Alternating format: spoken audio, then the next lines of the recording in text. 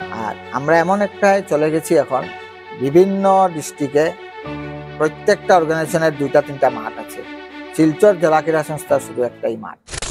সভাপতির দায়িত্ব নেব না বলে ওনাকে আমি জানিয়েছি। আমি বলেছি যে আমি একটা জেলা ক্রীড়া সংস্থার এইরকম, সেই সময়টা ক্রাইসিস পিরিয়ড চলছিল, যে 100% রাইট চয়েস ছিল হাইকমান্ডের তমাল বণিককে ক্যান্ডিডেট করা। হঠাৎ ইলেকশনের আগের দিন রাত্রে আমি গনিয়ালা রোডে, মালগ্রাম রোডে দেখতে পাই বদরুদ্দিন আজমলের সাথে তমাল বণিকের ছবি লাগিয়ে দেওয়া হয়েছে। আচ্ছা, ইলেকশনের আগের দিন রাত।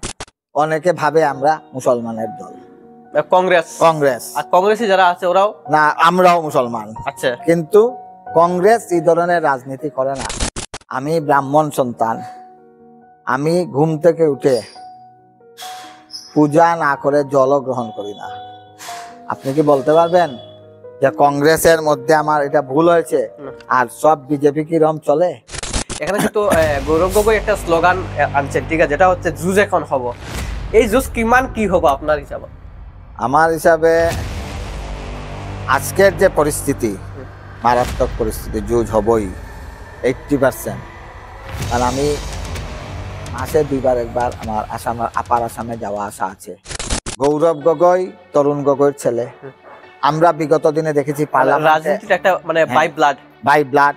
তাছাড়া পার্লামেন্টে উনার বক্তব্য আমি দেখেছি বিভিন্ন বিষয় নিয়ে, উনার এগ্রেসিভনেস আমি দেখেছি, এবং উনি যেভাবে একদম নিচের লেভেলের মানুষের সাথে মিশতে পারেন, সত্যিই প্রশংসনীয়।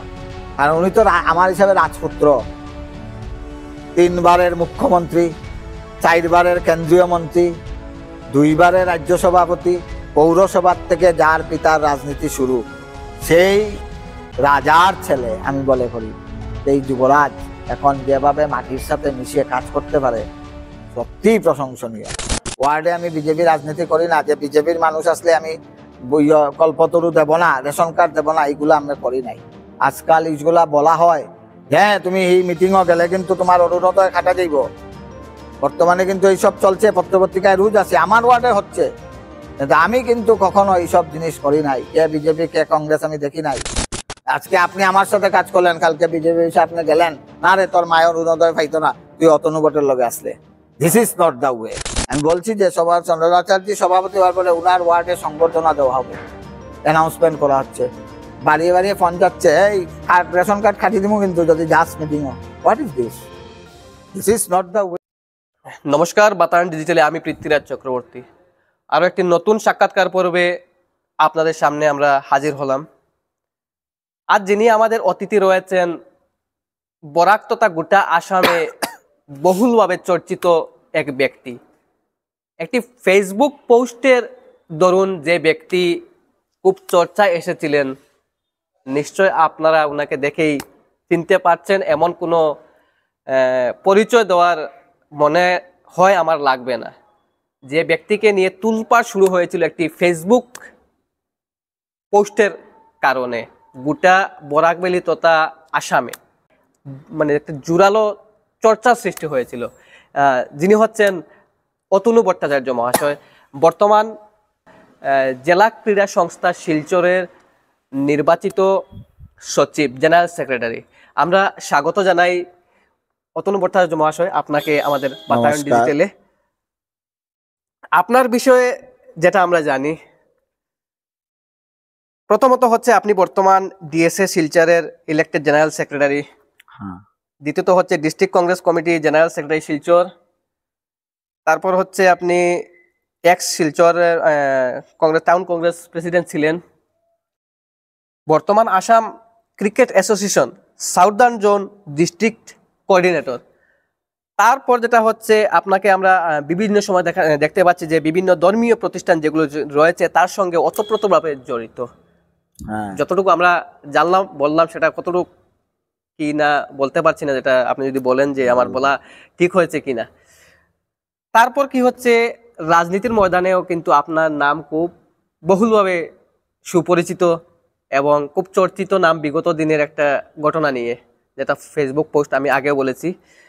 তো রাজনীতির ময়দানে যেহেতু আমরা বললাম যে আপনি খুব সুপরিচিত ব্যক্তি, এখানে একটা প্রশ্ন মনে আসলো যে আমি জানতে চাই আপনার থেকে যে আপনার এই যে রাজনীতির ময়দানে অনুপ্রবেশ, আজকের দিনে আপনি কিন্তু একজন কংগ্রেসের বরিষ্ঠ নেতাও বলা যায়, আর বরাকের রাজনীতির ময়দানে একজন বরিষ্ঠ নেতা, কিন্তু এই যে রাজনীতির ময়দানে আপনার অনুপ্রবেশ কবে কিভাবে হলো সেটা যদি একটু বলেন। আমার রাজনৈতিক অনুপ্রবেশ 1987-88 আমি NSUI সদস্যপদ লই। ডিসি কলেজে আমার এন্ট্রি 88-এ। কলেজ লাইফ থেকেই আমার পলিটিক্যাল যাত্রা শুরু হয়েছে, কারণ আমার রাজনৈতিক অভিভাবক স্বর্গীয় শ্রদ্ধেয় কমলেন্দু ভট্টাচার্য মহাশয়, ওনার বাড়িতে আমি ইংলিশ পড়তাম।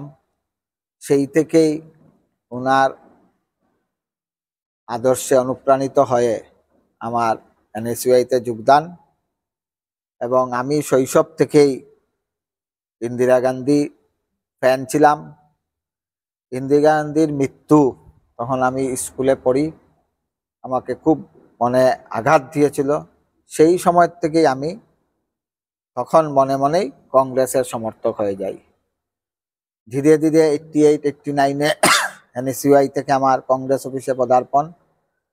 সেই সময় কংগ্রেস অফিসে পুরানা ঘরটা ছিল, কর্ণেন্দু ভট্ট ডিস্ট্রিক্ট প্রেসিডেন্ট ছিলেন, শাহিন্দা আমাদের NSUI এর প্রেসিডেন্ট ছিল। ধীরে ধীরে সেইখান থেকে NSUI, যুব কংগ্রেস, পার্থ চক্রবর্তীর নেতৃত্বে আমি যুব কংগ্রেস করেছি। আজকের সভাপতি সজলাচার্যের নেতৃত্বে যুব কংগ্রেস করেছি। তারপর আমি ইলেকটোরাল রাজনীতিতে এসে যাই। 2002 সালে শিলচর পৌরসভায় আমার আগমন ঘটে। কংগ্রেস প্রার্থী হিসাবে আমি 2003 সালে শিলচর পৌরসভার 13 নম্বর ওয়ার্ড থেকে নির্বাচিত হই। তারপর থেকেই আমার পরিচিতি পৌর সদস্য হিসাবে লাভ করে। বিভিন্ন সময়ে বিভিন্ন নির্বাচনে বিশেষভাবে আমাকে দায়িত্ব দেওয়া হয়। শিলচর জেলা কংগ্রেস থেকে ডেলিগেট হয়ে আসাম প্রদেশ কংগ্রেসে আমি যাই। 2009 সালে যখন আবার পৌরসভার ইলেকশন হলো, তখন আমার সিটটা মহিলা হয়ে যাওয়ায় আমার স্ত্রীকে ওই সেন্টারে কংগ্রেস দল নমিনেশন দেয়। বিপুল ভোটে ও জয়লাভ করে আসে সেই বছর। পরবর্তীতে আবার 2015 সালে আবার পৌরসভার নির্বাচনে 13 নম্বর ওয়ার্ড মহিলা হয়ে যায়। সেই মহিলা সিট থেকে আবারও আমার স্ত্রী হাজারের উপর ভোটে জিতে তৃতীয়বার পৌর সদস্য নির্বাচিত হন, এবং আমাকে আসাম রাজ্য দলের সোশ্যাল মিডিয়া এবং IT ডিপার্টমেন্টের ভাইস চেয়ারম্যান হিসাবেও দায়িত্ব দেওয়া হয়। 2020 থেকে আমি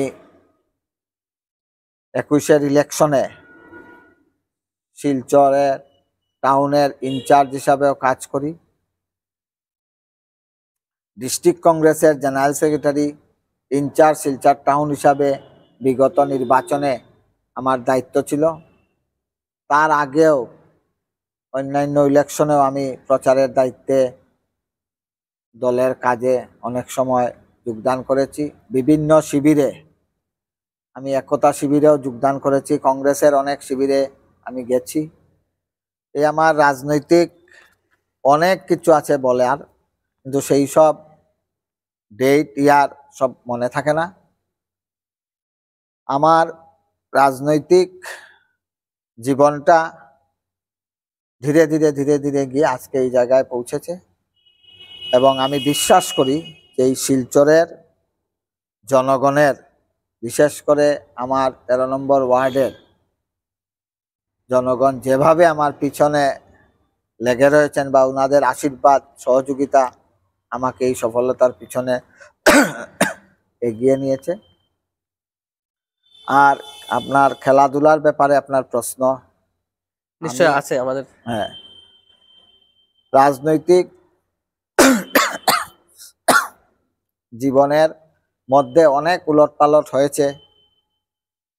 বিগত নির্বাচনে পর শিলচর শহর কংগ্রেসের দায়িত্ব আমাকে দেওয়া হয়েছিল। উপেন বরার নেতৃত্বে আমি শহর কংগ্রেসের দায়িত্ব সামলেছি। বর্তমানে আমি জেলা কংগ্রেসের সাধারণ সম্পাদক। আর আমার এই যে উত্থান রাজনীতির, সেই উত্থানের পিছনে শিলচর জেলা কংগ্রেসের প্রাক্তন সহ অনেক, যেমন সন্তোষ মোহন দেব, দীনেশ প্রসাদ গোয়ালা, গৌতম রায়, ইসবাউল ইসলাম লস্কর, কর্ণেন্দু ভট্টাচার্য, কমলেন্দু ভট্টাচার্য অভিভাবক রূপে আমাকে ওনারা সহযোগিতা করেছেন। আমি প্রাক্তন বিধায়িকা বিতিকা দেবের সাথে শিলচর পৌরসভায় ছিলাম এবং সুস্মিতা দেব, ওনারা সবাই আমাকে এত সহযোগিতা করেছেন, যার ফলস্বরূপ আজকে আপনারা বলতে পারছেন এটাই আমার আইডেন্টিটি।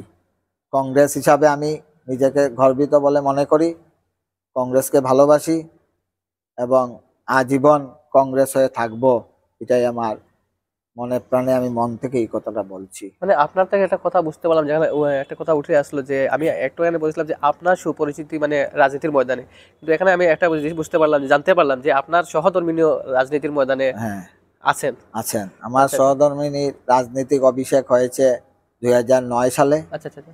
যখন শিলচর পৌরসভার নির্বাচনের আগে আসনটি মহিলা সংরক্ষিত হয়ে যায়। সেই সময় সন্তোষ মোহন দেব মহাশয় আমাকে বলেছিলেন 13 নম্বর ওয়ার্ডে জয়তী ভট্টাচার্যকে আমরা যদি ক্যান্ডিডেট করি কি হবে। আমি বলেছিলাম, দাদা আমি জানি না, যদি আপনারা বলেন তাহলে চেষ্টা করে দেখতে পাই। মানে উনিও কংগ্রেসের ক্যান্ডিডেট? হ্যাঁ হ্যাঁ, আমার সহধর্মিনী জয়তী ভট্টাচার্য। সন্তোষ মোহন দেবের আশীর্বাদে সেই সময় উনাকে নমিনেশন দেওয়া হয় এবং সেই নির্বাচনে প্রায় 1700 ভোটের ডিফারেন্সে আমার স্ত্রী জয়ী হয়েছিল, যা শিলচরে রেকর্ড সেকেন্ড ক্যান্ডিডেট ছিল। প্রথম সুস্মিতা দেব আর আমার মিসেস সেকেন্ড। 1700 প্লাস ডিফারেন্সে বিজেপি প্রার্থীকে পরাজিত করে ও জয় লাভ করেছিল। ঠিক আছে।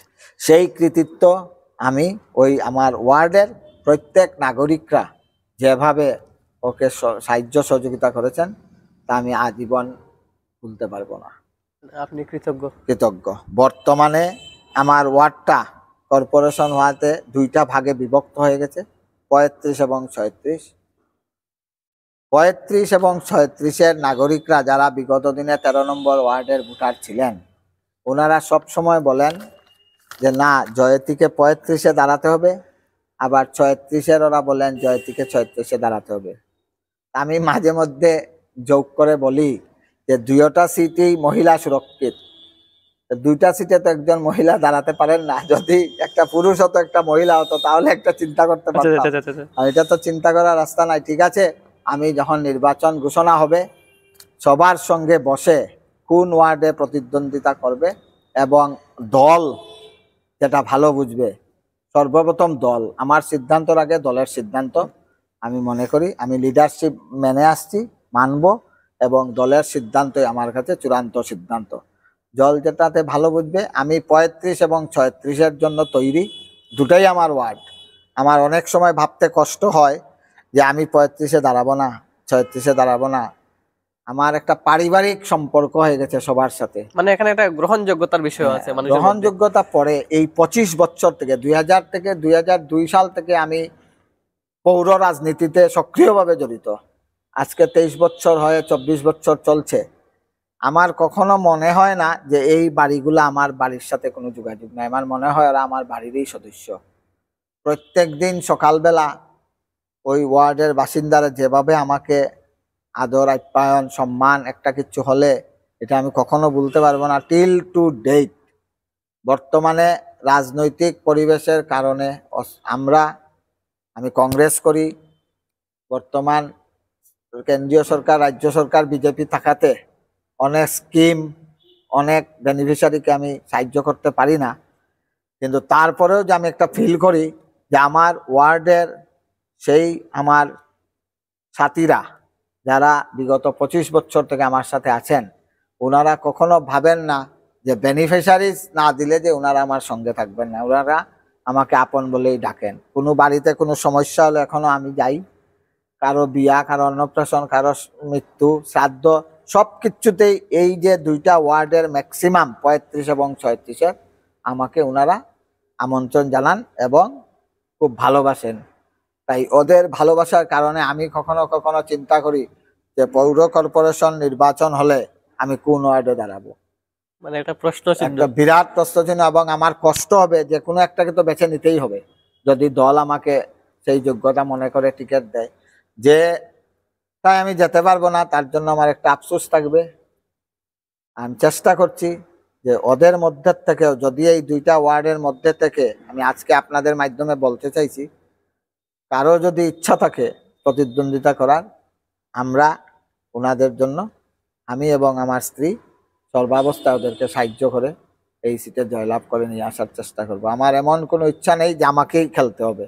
যদি আমার ওয়ার্কার বা আমার বন্ধু বান্ধব যারা বিগত দিনে আমার সাথে ছিলেন, ওদের মাঝে যদি কেউ ইন্টারেস্ট থাকেন, আমি ওদেরকে সাদর অভ্যর্থনা জানাবো আগামী মানে নির্বাচনে। খোলাখুলি আপনার সাথে সম্পর্ক করতে পারবে। একদম, হ্যাঁ। আমি কোনো অবস্থায় মানে চাই না কম্পিটিশনের প্রয়োজন নেই। আমার ওয়ার্ডে কিন্তু রাজনৈতিককরণ নাই। আচ্ছা। কংগ্রেস, বিজেপি সবাই আমাকে ভালোবাসে। আজকে ভারতীয় জনতা পার্টির অনেক নেতা মন্ত্রী আছেন, সবাই আমাকে স্নেহ করেন এবং ভালোবাসেন। ব্যক্তিগতভাবে আপনি সবার সাথে যোগাযোগ করলে বুঝতে পারবেন, কারণ ব্যক্তিগতভাবে আমার কারো সাথে কোনো হিচ নেই।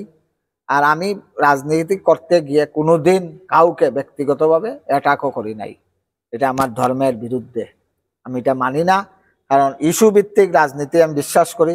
কারণ আমি ড্রেনেজ, জল এইসব নিয়ে কথা বলতে পারি, কিন্তু কেউ ব্যক্তিগত জীবন নিয়ে আমি কখনো কথা বলিনি। এবং আমি বিমলাংশু রায় মহাশয়ের সাথেও ছিলাম, পৌরসভায় ছিলাম, উনি পৌরসভায় নমিনেটেড মেম্বার ছিলেন।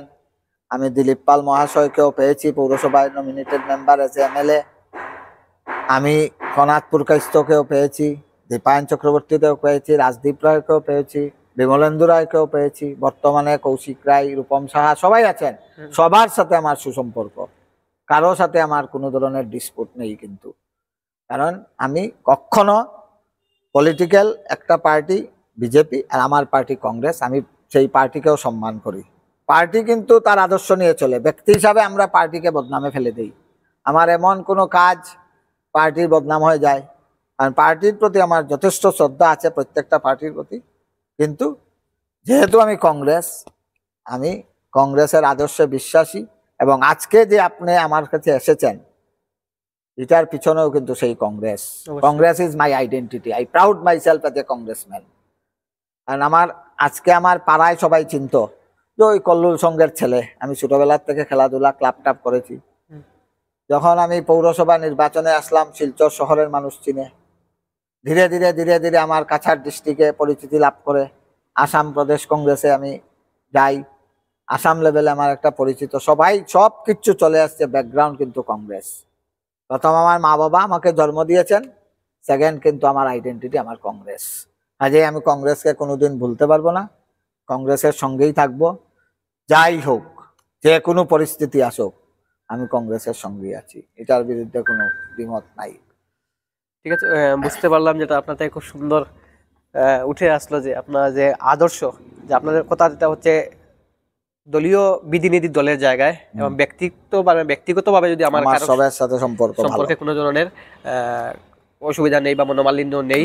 আচ্ছা, ঠিক আছে। তো বর্তমানে আজকের দিনে আপনি হচ্ছেন শিলচর জেলা ক্রীড়া সংস্থার একজন সচিব, জেনারেল সেক্রেটারি। তো এই যে আজকের দিনে যে এই জায়গায় যে আপনি এসেছেন, এই যে এখানেও একটা থাকবে কিন্তু ঘাত প্রতিঘাত হয়তো নিশ্চয়, বা এই জায়গায় আপনি কিভাবে উপনীত হলেন আজকের দিনে? আপনার মানে অতনু ভট্টাচার্য মহাশয়কে আমরা একজন জেলা ক্রীড়া সংস্থার সচিব হিসাবে দেখছি, যেখানে এই জায়গায় আপনি ছোটবেলা থেকে মানে খেলাধুলার প্রসঙ্গে আপনি এখানে মানে এসে উপস্থিত হয়েছেন বা উপনীত হয়েছেন, বা কি ধরনের যদি একটু বলেন। আমি মানে কি সূত্র ছিল আজকের দিনে আপনাকে? হ্যাঁ, আমি আগেও বলেছি যে আমার রাজনৈতিক গুরুদেব বলতে পারেন শ্রদ্ধেয় কমলেন্দু ভট্টাচার্য মহাশয়। কয়েকদিন আগে ওনার মৃত্যু হয়েছে। উনি যখন রাঙ্গিরখাড়ির কল্লুল সংঘের প্রেসিডেন্ট ছিলেন ক্লাবের, তখন জেলা ক্রীড়া সংস্থার সদস্য পদ পায় সেই কল্লুল সংঘ।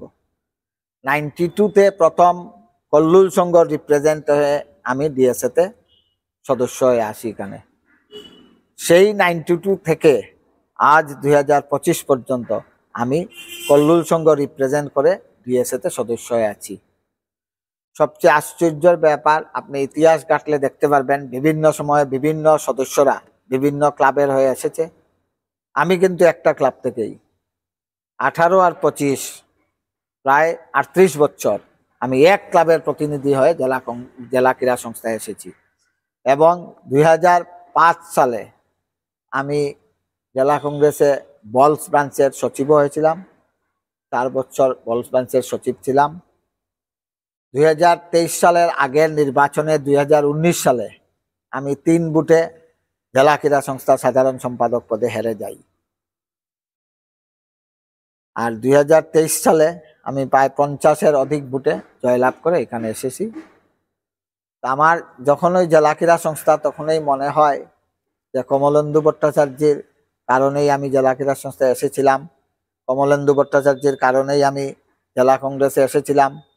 আজকে আমার 2টা পরিচয় হয়ে গেছে, জেলা ক্রীড়া সংস্থা এবং জেলা কংগ্রেস। দুটার পিছনেই একজনের অবদান, তাকে আমি সম্মানও করি, স্মরণও করি। দুর্ভাগ্য কিছুদিন আগে উনাকে আমরা হারিয়েছি। আর বিগত দিনে যে আপনি বললেন যে আমার একটা ফেসবুক পোস্ট নিয়ে, সেই আমি এই কথায় যাচ্ছি অল্প পরে। তো আমি যেহেতু আমরা আছি বর্তমানে ডিএসএ প্রসঙ্গে, বর্তমানে আপনি যে জেলা ক্রীড়া সংস্থা যে সচিব পদে আছেন, আমরা যতটুকু জানি আপনারা টার্ম বেশি দিন নেই, আপনার সময় বেশি দিন নেই, ঠিক আছে? তো আগামী যে 25-26 বা আপনাদের এই মানে কি ধরনের থাকে এই যে সেশনটা, মানে আমাদের কার্যকাল? এটা 2 বছরের কার্যকাল। আচ্ছা, জুলাই মাসে আমাদের কার্যকাল শেষ হয়েছে। সেই সময় একটা দুর্ঘটনাজনিত কারণে আমাকে আদালতের সাহায্য নিতে হয়েছে।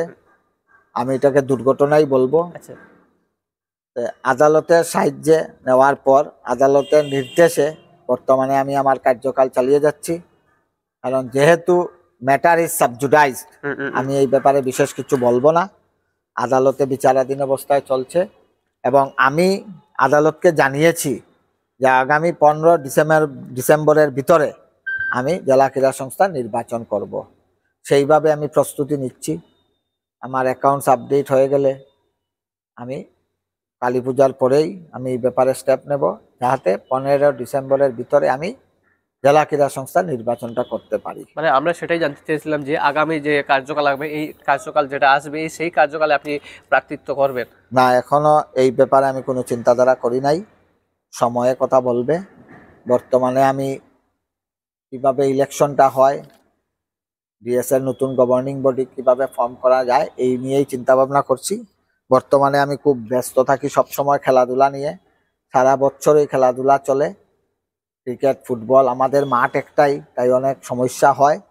কিন্তু নির্বাচন আগে ডিক্লেয়ার হোক, সেই সময় আমি এই ব্যাপারে চিন্তা করব। বর্তমানে এইরকম আমার কোনো মানে চিন্তা ডিএসএ যেটা নির্বাচন এখনো ডিক্লেয়ার হয়নি না। এটা নিয়ে কোনো ধরনের এটা কালী পূজার পরে আমরা জিবি করব। সেই জিবিতে আমরা সিদ্ধান্ত নিয়ে আমরা নির্বাচনের দিনক্ষণ ঘোষণা করব। মানে গভর্নিং বডি। তো যেটা একটুখানি আগে আপনি বলেছিলেন বা আমিও বলেছি যে একজন বিতর্কিত ব্যক্তি অতনু ভট্টাচার্য বরাক উপত্যকা সঙ্গে গোটা আসামে একজন বিতর্কিত ব্যক্তি হিসাবে খ্যাতি লাভ করেন খুব বহুলভাবে। সেটা হচ্ছে যে বিগত কয়েক মাস আগে আমরা যেটা দেখেছিলাম যে আপনি একটা ফেসবুকে পোস্ট করেছিলেন, সেই পোস্টের কারণে আপনাকে সাসপেন্ড করা হয়। মানে পিছনে কি ছিল একটু যদি বলেন। বিগত দিনে যখন গৌরব গগৈ আসামের প্রদেশ কংগ্রেস সভাপতি নির্বাচিত হলেন, সেই সময় আমি উনাকে অভিনন্দন বার্তা পাঠিয়েছিলাম এবং ফেসবুকে একটা পোস্ট করেছিলাম। সেই পোস্টের মধ্যে, আর আমি তো প্রত্যেক দিন আমাকে জেলা ক্রীড়া সংস্থার খেলাধুলার বিষয় নিয়ে পোস্ট করতে হয়, আমার ডেজিগনেশনটা কপি পেস্ট হয়ে গেছে। সেই কপি পেস্ট হয়ে রাত্রেবেলা 12টা নাগাদ আমি পোস্ট করেছি। পরের দিন সকালবেলা উঠে আমি দেখছি যে এটা তো কপি পেস্ট, জেলা ক্রীড়া সংস্থার আইডেন্টিটিটা চলে আসছে। সঙ্গে সঙ্গে আমি এটা ডিলিট করে আমি একটা নোট দিয়েছি ফেসবুকে। হাফ অ্যান আওয়ারের ভিতরে যখন আমি সকালবেলা উঠে মোবাইল অন করেছি, দেখেছি আমি এবং ফিল করেছি যেটা এটা আমার ভুল। ডেজিগনেশন দেওয়াটা ঠিক হয়নি। আচ্ছা আচ্ছা আচ্ছা। ভুল আমি মনে করি না, কারণ কারণ মনে করি না, আমি তো আমার তো পরিচিতি নতুন করে কাউকে দেওয়ার কিছু নেই। হুম। আমার পরিচিতি তো কংগ্রেস, হুম। আমি কংগ্রেসম্যান, কংগ্রেস প্রেসিডেন্টকে উইশ জানিয়েছি, এটা আমার কোনো ভুল আছে বলে আমি মনে করি না। আর আচ্ছা। এটা আমি গর্ববোধ করে বলছি, এটা আমি ঠিকই করেছি। কিন্তু ভুল একটা জিনিস হয়েছে, কপি পেস্ট হয়ে ডেজিগনেশনটা জেলা ক্রীড়া সংস্থা এসে গেছে। তখন আমি এতটা চিন্তাও করিনি। যখন আমি এটা ফিল করেছি, পরের দিন সকালে আমি এটা ডিলিট করে আমি একটা নোটও দিয়ে দিয়েছি। আপনারা সবাই দেখতে পেয়েছেন যে এটা ভুলবশত হয়েছে। তারপরে বিকালবেলার থেকে আমি দেখতে পেলাম এটাকে নিয়ে রাজনৈতিকরণ করা হচ্ছে, এটাকে নিয়ে রাজনীতিকরণ করা হচ্ছে এবং সবাই মিলে ফেসবুকে ধুমধাম কথাবার্তা বলছে। এবং বিকালবেলা এক রাজনৈতিক এক অফিসে এটা নিয়ে মিটিং হয়েছে। যদি জেলা ক্রীড়া সংস্থার এই বিতর্কে আমি আর যাইতে চাই না, কারণ যেহেতু ম্যাটারটা বিচারাধীন রয়েছে, আদালতের নির্দেশ আছে, এই বলে আমি কোনো কথাবার্তা এইসব বলবো না।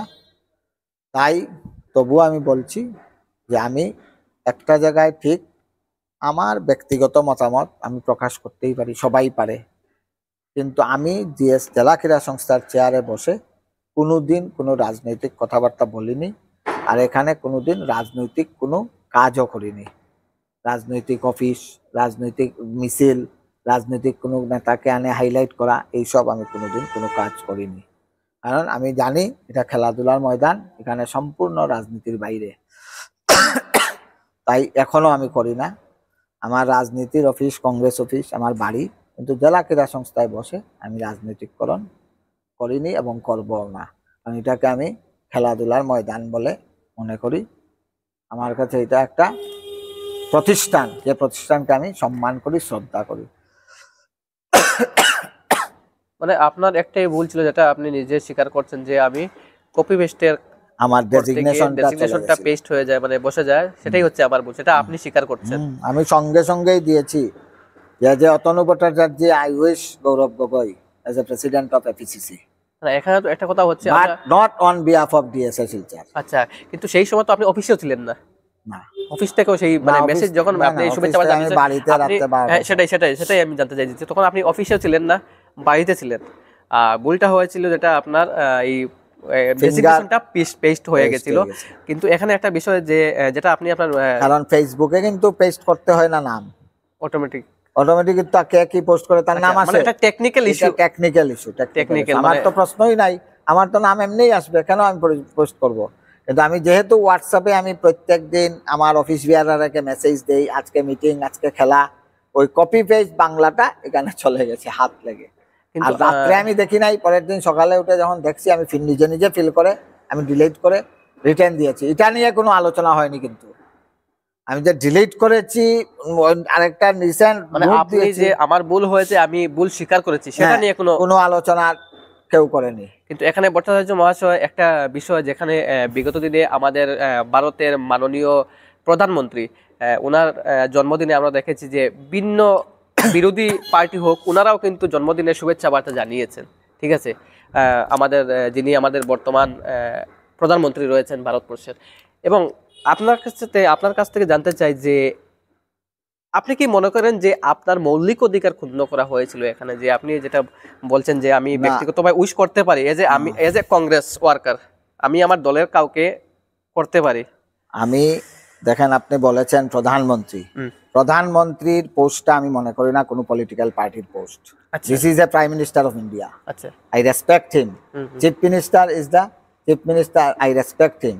এটা কোনো পার্টির না। আপনি যদি চিফ মিনিস্টার হন যে কোনো দলের, আমাকে আপনাকে মানতেই হবে, সেটা অবশ্যই। প্রধানমন্ত্রী আমাকে মানতেই হবে। আমি প্রধানমন্ত্রীকে উইশ করতে পারি, চিফ মিনিস্টারকে উইশ করতে পারি। এটাতে আমি মনে করি না যে কোনো ভুল। কেউ যদি এটাকে বিকৃতি করে, আমি আগেও বলেছি, আপনাকে এই প্রশ্নের উত্তর আমি আরেকদিন ডেকে দেব, যখন কোর্টের ম্যাটারটা শেষ হবে। আমাকে অনেক কিছু বলার আছে, যেহেতু বিচারাধীন, আমি আজকে কোর্টকে অবমাননা করব না। কোর্টকে আমি রেসপেক্ট করি, কোর্টের নির্দেশ মতো আমি চলছি। এর লাগি অনেক উত্তর দিতে পারছি না। শুধু এই কথাই বলি, প্রধানমন্ত্রী, রাষ্ট্রপতি আর মুখ্যমন্ত্রীর কোনো দল হয় না। ওনারা ওনার পোস্টে আমাদেরকে রেসপেক্ট করেন। সারা ভারতবর্ষের প্রধানমন্ত্রী হবো, আমাকে বলতেই হবে, অস্বীকার করতে পারবো না। ও আস্তে দেশ বানিয়েছে ওনাকে, মুখ্যমন্ত্রীও সেম। কাজেই কি কারণে এই বিতর্ক, এটার উত্তর আমি বিচারাধীন আছে আদালতে, এটা শেষ হলে আরেকদিন আপনাকে আমি বলবো অবশ্যই, বিস্তারিতভাবে, তখন সব জানতে পারবেন। ঠিক আছে, ধন্যবাদ আপনাকে এই কথা বলার জন্য। আর যেহেতু বর্তমানে কিন্তু আপনি ডিএস এর জেনারেল সেক্রেটারি হিসেবে রয়েছেন, হ্যাঁ। আসীন আছেন পদে, তো এখানে বর্তমানে বৈধভাবে বা আইনিগতভাবে কতটুকু কি, আইনিগত ভাবেই আমি যেহেতু সাধারণ সম্পাদক, মোকদ্দমার মোকাবিলা হচ্ছে না? কোর্ট আমাকে অর্ডার দিয়েছে যে আমি জেনারেল সেক্রেটারি, আমি কাজকর্ম করিয়ে যেতাম, চলে আমার যা যা করণীয় আছে আমার করতাম, এটা আমার কাছে কোর্ট অর্ডার আছে। কাজে আমি তো বৈধ, কোর্ট তো আমাকে পাঠিয়েছে, আদালতে চলছে, কোর্ট আমাকে অর্ডার দিছে, you are the general secretary, you do as per procedures of work, তুমি কমপ্লিট করো, যা যা আছে তুমি তোমার করে যাও। আমাকে পাঠিয়েছে, এবং তোমার নির্বাচন করতে চাও নির্বাচন করো, তোমাকে কেউ বাধা দিতে পারবে না, বাধা দিলে তো আমরা আদালত আছি, আমরা দেখব। যে আমি এখানে যে এসেছি, যতক্ষণ এই বিচারাধীন ছিল, আদালতের নির্দেশ আসার আগে আমি কিন্তু অফিসে আসিনি, যখন আদালত আমাকে নির্দেশ দিয়েছে আমি অফিসে আসছি, ডেইলি অফিস করছি, কাজকর্ম চলছি, খেলাধুলা হচ্ছে। যারা আমার এগেনস্টে গিয়ে সই করেছিলেন, যারা বলেছিলেন আমার সাথে কাজ করবে না, ওনারা অনেকেই আমার সঙ্গে কাজ করছেন, দেখেই তো আজকে আমি খেলাধুলা চালিয়ে যেতে পারছি এবং সফলতা লাভ করছি বলে বিশ্বাস করি। আজকের দিনে দেখা যায়, যেহেতু আপনি কাছাড় জেলা ক্রীড়া সংস্থার সচিব, জেনারেল সেক্রেটারি, আপনার আওতাধীন হয়তো অনেক সমষ্টি রয়েছে যেগুলো বিধানসভা, সাধারণ কাঠিগুড়া হোক বা আচ্ছা, আপনাদের অধীনে কয়টি, মানে যদি বলা যায়, যদি বিধানসভা সমষ্টি রয়েছে? দেখেন, কাছাড় ডিস্ট্রিক্ট স্পোর্টস অ্যাসোসিয়েশন রইল, আমরা যে এমপি কনস্টিটিউয়েন্সি যাকে বলি, আচ্ছা, শিলচর, লক্ষ্মীপুর, উদারবন, দলাই, কাঠিগড়া, বরকলা, সোনাই, 7টা কনস্টিটিউয়েন্সিই আমার ডিস্ট্রিক্ট স্পোর্টস অ্যাসোসিয়েশনের জুরিসডিকশনে আছে। শুধু লক্ষ্মীপুরটা ফুটবল এবং ক্রিকেট আলাদা একটা অ্যাসোসিয়েশন, ওনারা আসাম ক্রিকেট লক্ষ্মীপুরকে আলাদাভাবে একটা স্বীকৃতি দিয়েছে, ওনারা আমাদের সঙ্গে নেই। বাকি প্রতিটা কনস্টিটিউয়েন্সির খেলোয়াড়রা এখানেই এসে খেলে থাকেন, এখানের থ্রুতেই ওরা রাজ্য, স্টেট, ডিস্ট্রিক্ট টিমে চান্স পান। আপনি হয়তো বুঝে গেছেন যে কাছাড়টা মানে শিলচর লোকসভা কনস্টিটিউয়েন্সি, যতটা এটাই শিলচর ডিএস এর জুরিসডিকশন। বর্তমান আপনি ক্রীড়া সংস্থার সচিব হয়ে খেলাধুলার দিক দিয়ে দেখা যদি যায়, বা আপনি ডিএস এর হোক, ডেভেলপমেন্টের ক্ষেত্রে আপনি কতটুকু কি পদক্ষেপ নিচ্ছেন, বা আপনার আওতাধীন যেগুলো বললেন, যেগুলো বিধানসভা সমষ্টি রয়েছে, অঞ্চল রয়েছে, যদি ডেভেলপমেন্টের কথা বলা হয়, তো কতটুকু কি পদক্ষেপ নিচ্ছেন বা কি প্ল্যান রয়েছে আপনার? অ্যাকচুয়ালি আমাদের এখানে 2 বছরের টার্মটা আমি মনে করি অনেকটা কম। যাই হোক, আমরা যখন দায়িত্ব নিয়েছি, আমাদের এখানে মাঠ একটা, এবং একই মাঠে cricket, football, hockey, volleyball, athletics সবকিছু করতে হয়। কাজে আরো আমাদের একাডেমিও আছে। রিসেন্টলি আমরা ফুটবল একাডেমি করেছি শিলচর জেলা ক্রীড়া সংস্থায়। রিসেন্টলি আমরা কালচারাল একাডেমি প্রতিস্থাপন করেছি। আমাদের টেবিল টেনিস আছে, ব্যাডমিন্টন আছে, সুইমিং আছে, সব নিয়ে আমাদের এই জেলা ক্রীড়া সংস্থাটা। কিন্তু আমরা গ্রামে গঞ্জের প্লেয়াররা ওইখানেই আসে খেলাধুলা করে। আমরা এখান থেকে গ্রামে গঞ্জের কোনো ধরনের একাডেমি বা এখনো করতে পারি নাই, সেই ইনফ্রাস্ট্রাকচার আমরা তৈরি করতে পারি নাই। আমাদের যেমন Sonai cricket association, Sonai football academy আছে, ওনারা খেলেন, আমরা ওনাদের সাথে আসি, সহযোগিতা থাকি। শ্রীকুনাতে একটা ভলিবল একাডেমি আছে, ওনারা আমাদের সাথে যোগাযোগ রাখেন, আমরা ওনাদের সাথে আছি। লক্ষ্মীপুরটা আলাদা, ফুটবলের মানে মেইন বলতে যদি চান, বরাক উপত্যকার ফুটবলটা লক্ষ্মীপুর ভিত্তিক। লক্ষ্মীপুরেই ফুটবলের ইন্ডাস্ট্রি, এখানেই অনেক ফুটবলার বেরিয়ে আছে। ল্যান্ড্রল এফসি বলে একটা টিম আছে, ওনার কর্ণধাররা খুব চেষ্টা করছেন ওই একাডেমিটাই শিলচর প্রত্যেকটা লিগে লক্ষ্মীপুর থেকে অনেক প্লেয়ার সাপ্লাই হয়, আসামের বিভিন্ন দলেও যায়। কারণ রিসেন্টলি শিলচর থেকে একটা দুইটা প্লেয়ার নর্থ ইস্ট ইউনাইটেড এফসিতেও চান্স পেয়েছে। শিলচরের ক্রিকেটের 4 জন প্লেয়ার রাজ্য দলে খেলছে। আমাদের উদীয়মান 2 জন ক্রিকেটার ঋত্বিক ধর রাজ্য দলে সুযোগ পেয়েছে। এখানে আমাদের ডিএসএতে একাডেমির থেকেই ওনারা বেরিয়েছেন। শিলচরের দিবিজা পাল, বিপ্রজিৎ, অনেক প্লেয়ার এখান থেকে উঠে গিয়ে দিবিজা পাল তো ইন্ডিয়া চ্যাম্পিয়ন হয়েছে আন্ডার 11-এ। এটা সাংঘাতিক ব্যাপার। বরাক উপত্যকার কেউ ইন্ডিয়াতে গিয়ে ন্যাশনাল লেভেলে চ্যাম্পিয়ন হচ্ছে। সুরজ গোয়ালা আমাদের ব্যাডমিন্টন একাডেমি থেকে আজকে নাম করেছে। এরকম খেলাধুলায় শিলচর ডিএসএ থেকে অনেক প্রতিভাবান বা বেরিয়েছে, যার পিছে বিগত দিনের কমিটি অবদান আছে, বর্তমানেরও আছে। আমি তো চালকদার, চালিয়ে নিচ্ছি, কিন্তু আমার যে ব্রাঞ্চগুলো আছে সবাই সহযোগিতায় এবং বিগত কার্যকরী কমিটিগুলোর সময়েও অনেক প্লেয়ার রাজ্য দলে খেলেছে। তাই আমি আমার পূর্বসূরিদেরকেও আমি সম্মান করি এবং আমার বিশ্বাস আগামী দিন থেকেও আরও ডেভেলপড হবে। কারণ আমরা একটা মাঠের খুঁজে আছি। যদি আমরা গ্রামে গঞ্জে কোনো জায়গায় একটা ভালো ফিল্ড পাই, আসাম ক্রিকেট বলেছে ক্রিকেটের জন্য একদম সম্পূর্ণ আলাদা একটা মাঠ বানিয়ে দেবে। আমাদের বিধায়ক, সাংসদ সবাই চেষ্টা করছেন, আমরা মাঠের জোগাড় করতে পারছি না। যদি পায় আমার মনে হয় আগামী দিনে গ্রামে গঞ্জে ডেভেলপড হবে। আরো একটা প্রশ্ন আমার মনে হলো, যেটা হচ্ছে 2023 ইংরেজিতে আপনি ডিএসসি তে জয়েন করেছেন এজ এ জেনারেল সেক্রেটারি। তো আপনার জয়েন করার পর এবং যদি বলা যায় পূর্ববর্তীকাল, আপনার জয়েনের পূর্ববর্তী সময়, সেই সময়ের সাথে তুলনা যদি করা যায়, আপনি উন্নতির দিক দিয়ে কতটুকু কি দেখছেন? এই সংস্থা কতটুকু মানে আপনার দৃষ্টিতে এগোচ্ছে? আমার যখন কমিটিটা জুলাই মাসের 23 জুলাই শুরু হলো, আমরা রিসেন্টলি 1 মাসের মধ্যেই অল আসাম টেবিল টেনিস র্যাঙ্কিংটা আমরা শিলচরে করেছি। এটা আমার প্রথম একটা টুর্নামেন্ট ছিল, চ্যালেঞ্জ ছিল। সেই টুর্নামেন্টে আমরা আসামের বেস্ট অর্গানাইজার অ্যাওয়ার্ড পেয়েছি। আমার কাছে সার্টিফিকেট আছে, সিল দিয়েছে। আসাম টেবিল টেনিস অ্যাসোসিয়েশন থেকে best achievement award Silchar DSA কে দিয়েছে। এটা একটা পুরস্কার আমাদের এই কমিটির, আমার একার কৃতিত্ব নয়, সবাই মিলে আমরা সংঘবদ্ধভাবে করেছি।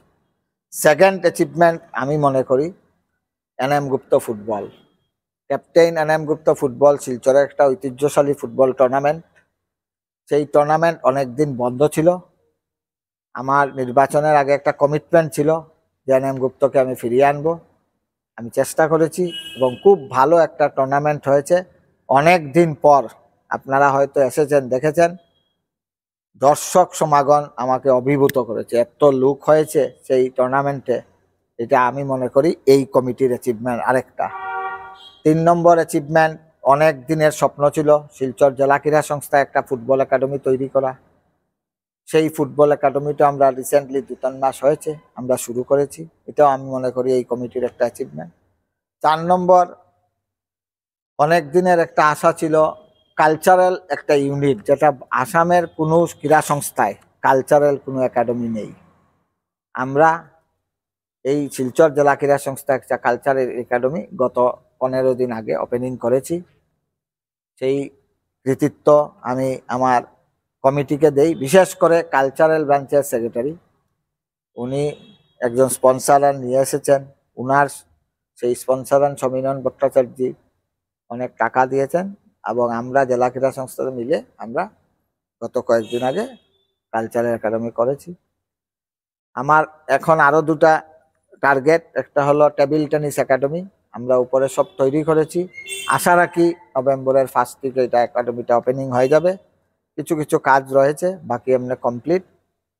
আর আরেকটা আশা আছে, জানি না হবে কিনা জানি না, যে আমরা আমাদের যে অফিস বিল্ডিং, সেই অফিস বিল্ডিংকে রিনোভেট করার জন্য, মানে ইনফ্রাস্ট্রাকচারের দিক দিয়ে দেখা যদি যায়, হ্যাঁ, রিনোভেট করার জন্য আমি চেষ্টা করছি। একজনের সাথে কথা হয়েছে, আমার মনে হয় অক্টোবরে এটার কাজ আমরা শুরু করতে পারবো, বাকি উপরওয়ালার মর্জি। এদিকে আসামের মাননীয় মুখ্যমন্ত্রী 10 কোটি টাকা রাজ্য সরকার দিয়েছে শিলচর ডিএসএর ইনফ্রাস্ট্রাকচার ডেভেলপমেন্টের। আপনি দেখতে পারবেন যে মাঠে গ্যালারির কাজ, হাফ ডান কাজগুলা সম্পূর্ণ করার প্রস্তুতি চলছে। এইগুলাই এই বিগত দিনের অ্যাচিভমেন্ট বলে আমি মনে করি। আর দিবিজা পাল আমাদেরকে অনেক প্রথম পুরস্কার এনে দিয়েছে, এটা সাংঘাতিক কথা। শিলচর জেলা ক্রীড়া সংস্থায় খেলা 2 জন ফুটবলার ইউরোপিয়ান ট্যুরে গেছে, এখান থেকে সিলেক্ট হয়ে, এটাও একটা অ্যাচিভমেন্ট। বর্দলই ট্রফি আমরা নতুন একটা ফুটবল টুর্নামেন্ট শুরু হয়েছে। তাছাড়াও ব্যাডমিন্টনে সুরজ গোয়ালা আমাদের একটা অ্যাচিভমেন্ট। এই কদিন হলো আমাদের এখানে যে ব্যাডমিন্টন কোচ রাহুল দে, ও জাপান যাচ্ছে কোচিং দেওয়ার জন্য, এটাও শিলচর জেলা ক্রীড়া সংস্থার একটা পার্ট। সব মিলে সবাইকে নিয়ে একটা সুন্দর পরিবেশ তৈরি করে এই উন্নতির পথে আসে দিয়েছে। আরও কিছু করা দরকার, কারণ আমি সেই সময়টুকু পাইনি। বিভিন্ন এই যে 2-3টা মাস নষ্ট হয়ে গেছে। ইচ্ছা ছিল আরও, জানি না কি হবে। আগামী দিনে যারা আসবেন নতুন কমিটি এটা চিন্তা ভাবনা করবে। আমার মনে হয় আমরা আরেকটা জিনিস তৈরি করতেছিলাম, প্রস্তুতিও নিয়েছিলাম। গ্রামে গঞ্জে খেলাধুলা নিয়ে দুটা কমিটি আমরা তৈরি করেছিলাম। যাই হোক, কোনো কারণে এই দুটা কমিটি এখনো করা হয়ে ওঠেনি। যদি এই দুইটা আগামী দিনে করা যায়, তো গ্রামের খেলাধুলার উন্নয়নে জেলা ক্রীড়া সংস্থা যাতে সচেষ্ট থাকে, এই ধরনের একটা প্রস্তুতি আছে। আমি যদিও করতে পারিনি, আগামী দিনে যারা আসবে তাদেরকে অনুরোধ রাখবো যে এই গ্রামীণ ক্রীড়া প্রকল্পে জেলা ক্রীড়া সংস্থা জড়িত হয়ে যাতে এগিয়ে নিয়ে যাওয়া যায়, এই জন্য চেষ্টা করা উচিত। মানে আমি সোজাসুজি আপনাদের জানতে চাইছিলাম যে ধরেন ধরেন বিফোর অ্যান্ড আফটার আপনার জয়নিং, বিফোর অ্যান্ড আফটার এক কথায় যদি বলা যায়, মানে উন্নতি যদি বলা যায় সেটা ঠিক আছে। আপনি বিস্তারিত বললেন, আমি সোজাসুজি আপনাকে বললাম যে আপনার জয়নিং এজ এ ডিএস এর আপনার general secretary, before and after যদি বোঝা যায় যে মানে ডেভেলপমেন্ট বিফোর অনেকটাই হয়েছে, হয়নি যে তা নাই। আগের কমিটি হোস্টেল বানিয়েছে যেটাতে আমরা প্লেয়ারদেরকে রাখতে পারি। জাস্ট আমার আগের কমিটি বয়েজ হোস্টেল একটা, গার্লস হোস্টেল একটা হয়েছে, লাইব্রেরি একটা হয়েছে। এর আগের কমিটি, আমার আগের কমিটি জিম হয়েছে। অনেকটাই হয়েছে, ধাপে ধাপে এগিয়ে যাচ্ছে দিয়েছে। আর আগের মতো টাকা পয়সা এখন পাওয়া যায় না। সন্তোষ মোহন দেব যেভাবে আগের মতো টাকা পয়সা পাওয়া যায় না, যেটা বললেন, কারণটা কি হতে পারে? যেহেতু আপনার হিসাবে আগে পাওয়া যেত, বর্তমানে পাওয়া যাচ্ছে না। আগে যে পাওয়া যেত, আমি বলি, সন্তোষ মোহন দেবের একটা স্বপ্ন ছিল স্টেডিয়াম। এই যে পুরা ইনফ্রাস্ট্রাকচারটা, সুইমিং হল হোক, ক্রিকেট একাডেমি হোক, ইনডোর হল হোক, স্টেডিয়ামের পুরাটা হোক, সব কিন্তু সন্তোষ মোহন দেবের অবদান। এবং আমরা আসাম ক্রিকেটের সাহায্যে নতুন একটা ক্রিকেট একাডেমি তৈরি করেছি, এখনো ওপেনিং হয়নি। পিছন দিকে, এটা আমি ভুলে গেছিলাম আগে, এটাও একটা অ্যাচিভমেন্ট। এটা এখনো ওপেনিং হয়নি। নতুন কমিটি আসাম ক্রিকেটের হয়েছে, আগামী দিনে এটা ওপেনিং হয়ে যাবে। আমার গেইটের সামনে দেখবেন দুটা পিলার গেইট হচ্ছে নতুন, সেটাও প্রাক্তন সভাপতি বাবুল হৌর ওনার ভাইয়ের স্মৃতিতে এটা তৈরি করছেন। আর ডিএসএ সবসময় স্পন্সরারের সাহায্য নিয়েই কিন্তু খেলাধুলা করে থাকে। আমাদের একটা সামনে একটা হোটেল আছে, সেইটা নিয়ে একটা আইনি মামলা চলছে ভাড়া টাড়া নিয়ে। আমরা এই টাকাটা পাই না, আদালতে জমা হয়। কাজেই আর্থিকও একটা অভাব আছে। ডিএসএ তার সামান্য কয়টা ঘর ভাড়া আর একাডেমির ছাত্রদের যে ফিস দেয় ওইটা দিয়ে ডিএসএ চলছে। এবং আমরা বিভিন্ন খেলাধুলায় আপনারা দেখতে পাবেন অনেকের নামে আছে, সেইটা স্পন্সরার থেকে টাকা নিয়ে আমরা খেলাধুলা করি। ব্যক্তিগতভাবে অনেকেই আমাদেরকে সাহায্য করেন। আমার মনে হয় যে আমাদের যে হোটেল বা আর একটা বড় মার্কেট কমপ্লেক্স যদি আমরা করতে পারতাম, তাহলে ডিএসএর একটা পার্মানেন্ট ভালো ইনকাম হয়ে যেত। এটারই চেষ্টা আগামী দিনে হয়তো করবেন। বর্তমানে এটা আইনি মামলায় থাকায় বলতে পারছি না কি হবে আগামী দিনে। এই ইনফ্রাস্ট্রাকচার কিছু যখন কাজ করতে হয়, তখন সবের আগে অর্থের প্রয়োজন হয়। আর আমরা এমন একটাই চলে গেছি এখন, বিভিন্ন ডিস্ট্রিক্টে প্রত্যেকটা অর্গানাইজেশনের 2-3টা মাঠ আছে। শিলচর জেলা ক্রীড়া সংস্থার শুধু একটাই মাঠ থাকার কারণে আমাদেরকে তখন ঠিক সময় মতো ক্রিকেট শুরু করা যায় না, ঠিক সময় মতো ফুটবল শুরু করা যায় না। একটা মাঠের উপর ওভার ল্যাপিং চলছে। আর বর্তমানে যে পরিস্থিতি, আমার ধারণা মাঠকে রিনোভেট করা খুব প্রয়োজন। আন্ডারগ্রাউন্ডের যে জল চক্করে, এটাকে রিনোভেট করা খুব প্রয়োজন। কিন্তু এটা করতে গেলে 6-8 মাসের প্রয়োজন। সেই 6-8 মাস আমার খেলা সব বন্ধ হয়ে যাবে। আর খেলাগুলা একটা চেইন বেসিসে আছে, ফার্স্ট ডিভিশন না করলে সেকেন্ড ডিভিশন হবে না, সেকেন্ড ডিভিশন না করলে থার্ড ডিভিশন হবে না। একটা টিম উঠে একটা নামে, এই লিঙ্কের জন্য প্রত্যেকটা খেলাই করতে ফিল্ডে যে বিষয়টা, এটা নিয়ে কোনো সরকারের কর্তৃপক্ষের দ্বারস্থ হয়েছিল? সরকারের কর্তৃপক্ষের না দ্বারস্থ তো আসাম সরকার 10 কোটি টাকা দিয়েছে। এখন 5 কোটি টাকার কাজ চলছে। 5 কোটি টাকার ইউটিলাইজেশন যাওয়ার পর এটা জানা যাবে কি হবে। কিন্তু সেই টাকাটা পিডাব্লিউডির আন্ডারে চলছে, ডিএস এর কাছে কিছু কিন্তু আসেনি। আচ্ছা কিন্তু আচ্ছা। ডিএস এইটার লগে সম্পূর্ণভাবে কোনোভাবেই ইনভলভ নয়। টাকা আসছে, পিডাব্লিউডি কাজ করাচ্ছে, কন্ট্রাক্টর কাজ করছে। আমি ব্যক্তিগতভাবে বা আমার ডিএস এর জেলা ক্রীড়া সংস্থার কাছে কোনো ইনফরমেশন আমরা পাইনি। বারবার আমরা এস্টিমেট প্ল্যান চেয়েছি, আমরা পাইনি। কাজ চলছে, কাজ হোক, এটাই আমি চাই। আর 5 কোটি টাকার কাজ শেষ হলে, আমি যতটুকু শুনেছি, ইউটিলাইজেশন গেলে আরো 5 কোটি টাকা আসবে। তখন হয়তো আমরা বলতে পারবো যে মাঠের ডেভেলপড হোক, ফুটবল প্যাভিলিয়নের ডেভেলপমেন্ট হোক, এইগুলো আমরা দাবি জানাবো। ঠিক আছে, আমি রাজনীতির ময়দানে আবারও যাচ্ছি, আপনার রাজনীতির ময়দানে। যেহেতু বর্তমানে আপনি জেনারেল সেক্রেটারি ডিস্ট্রিক্ট কংগ্রেসের, বিগত কিছুদিন আগে যেটা কংগ্রেসের সভাপতি নিযুক্তি হয়, এটা এপিসিসি থেকে দেওয়া হয়, সেই সময় কিন্তু যে নিযুক্তিকালীন সময়ে কিন্তু আপনারও নাম চর্চায় ছিল। পরবর্তী সময়ে আপনি বঞ্চিত, বর্তমান সম্পাদক হিসাবে আছেন। তো আপনি কতটুকু সন্তুষ্টি পেয়েছেন? না, যেহেতু আপনার নাম কিন্তু সভাপতির পদে চর্চায় ছিল, পরবর্তীকালে আপনাকে জেনারেল সেক্রেটারি দেওয়া হলো, এখানে আপনি কি সভাপতির বলবেন? নাম আমার চর্চায় ছিল, কিন্তু আমাকে আসাম প্রদেশ কংগ্রেস থেকে জিজ্ঞেস করা হয়েছিল সভাপতি নেওয়ার জন্য। আমি বঞ্চিত হইনি এটা বলতে পারবো না। আচ্ছা, না আমরা যেটা শুনুন, আমরা না, আমরা আপনি বঞ্চিত বলার শুনেছেন, কারণ হচ্ছে আপনি মানে শুনেছেন, জনমহলে যেটা চর্চায় আছে। আমি মানি, আমি পত্রপত্রিকা এটাই আসছে। কিন্তু ব্যক্তিগতভাবে যখন এই নামগুলা চর্চা আসছিল, আমি রাজ্য সভাপতির সাথে দেখা করি, সঙ্গে আমার বন্ধু বর্তমান রাজ্য সভাপতি মানে? গৌরব গগৈ আচ্ছা। মহাশয়ের সাথে হুম, শিলচরে উনি এসেছিলেন। উনার সাথে আমি এবং আমার বন্ধু তমাল বণিক বসেছিলাম। তখন আমি সভাপতির দায়িত্ব নেব না বলে ওনাকে আমি জানিয়েছি। হুম, আমি বলেছি যে আমি একটা জেলা ক্রীড়া সংস্থার এইরকম, সেই সময়টা ক্রাইসিস পিরিয়ড চলছিল।